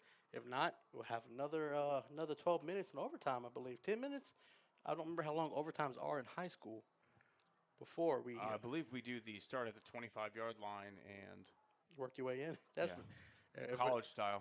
Well, then if we're doing it that way, eventually when we get to the John Wade Roofing post-game show, they always sponsor our post-game show. They help sponsor everything here at ZAP, as well as their other sponsors, Taqueria Taco Express, Chapman Cornelius, Eca Signs, Classic Chevy South, and Yachty Pagan. I know I might be missing some, but we do appreciate it. Modern West Windows, Trinity Logistics. Everybody here makes something happen. We do appreciate it here at Zach on Productions. 2 seconds left to go in the game. Looks like we're going to go to overtime unless a Hail Mary is completed. The Volunteers have 4 guys back around the 15-yard line. There's a 5th one back there now. Don't let anybody get behind you. See what happens. Hail Mary time for the Jaguars. They've already caught one. They've got everybody deep. I would be interested to see if maybe we get like a lateral fest. The band's on the field. There we go, the old hook and ladder, baby. Going to miles, and that was not even close. All right, overtime we go. Let's take a quick break, and we'll be right back after this. Are you a small business owner looking for reliable insurance coverage? Or perhaps you're navigating the complexities of Medicare? Look no further. Chapman Cornelius Insurance Services is a family-owned, independent insurance agency with over 50 years of experience with tailored insurance solutions for small businesses and their owners. Whether you need home and auto, business insurance, or individual or group medical, Chapman Cornelius has knowledgeable agents who will help you select just what you need. Call April Chapman or Jason Ott at 817-265-3346.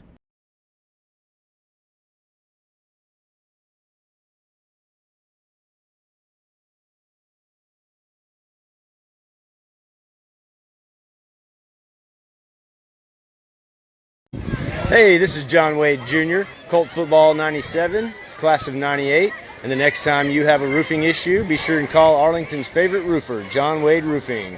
Look us up on the internet at johnwaderoofing.com.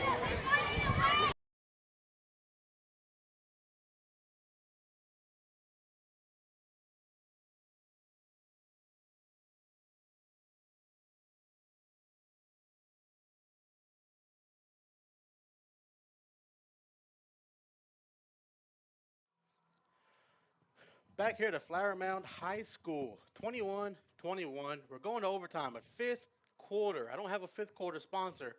I just know that I'm here. Tim Costello is here.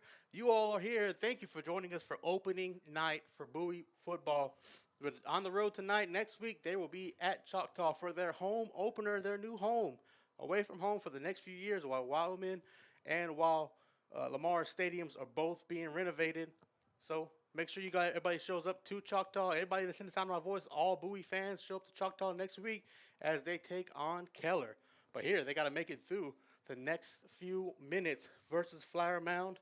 Score is still 21-21. Zach on the Productions is bringing you all the extra overtime. And man, this game took a turn. This game took a turn.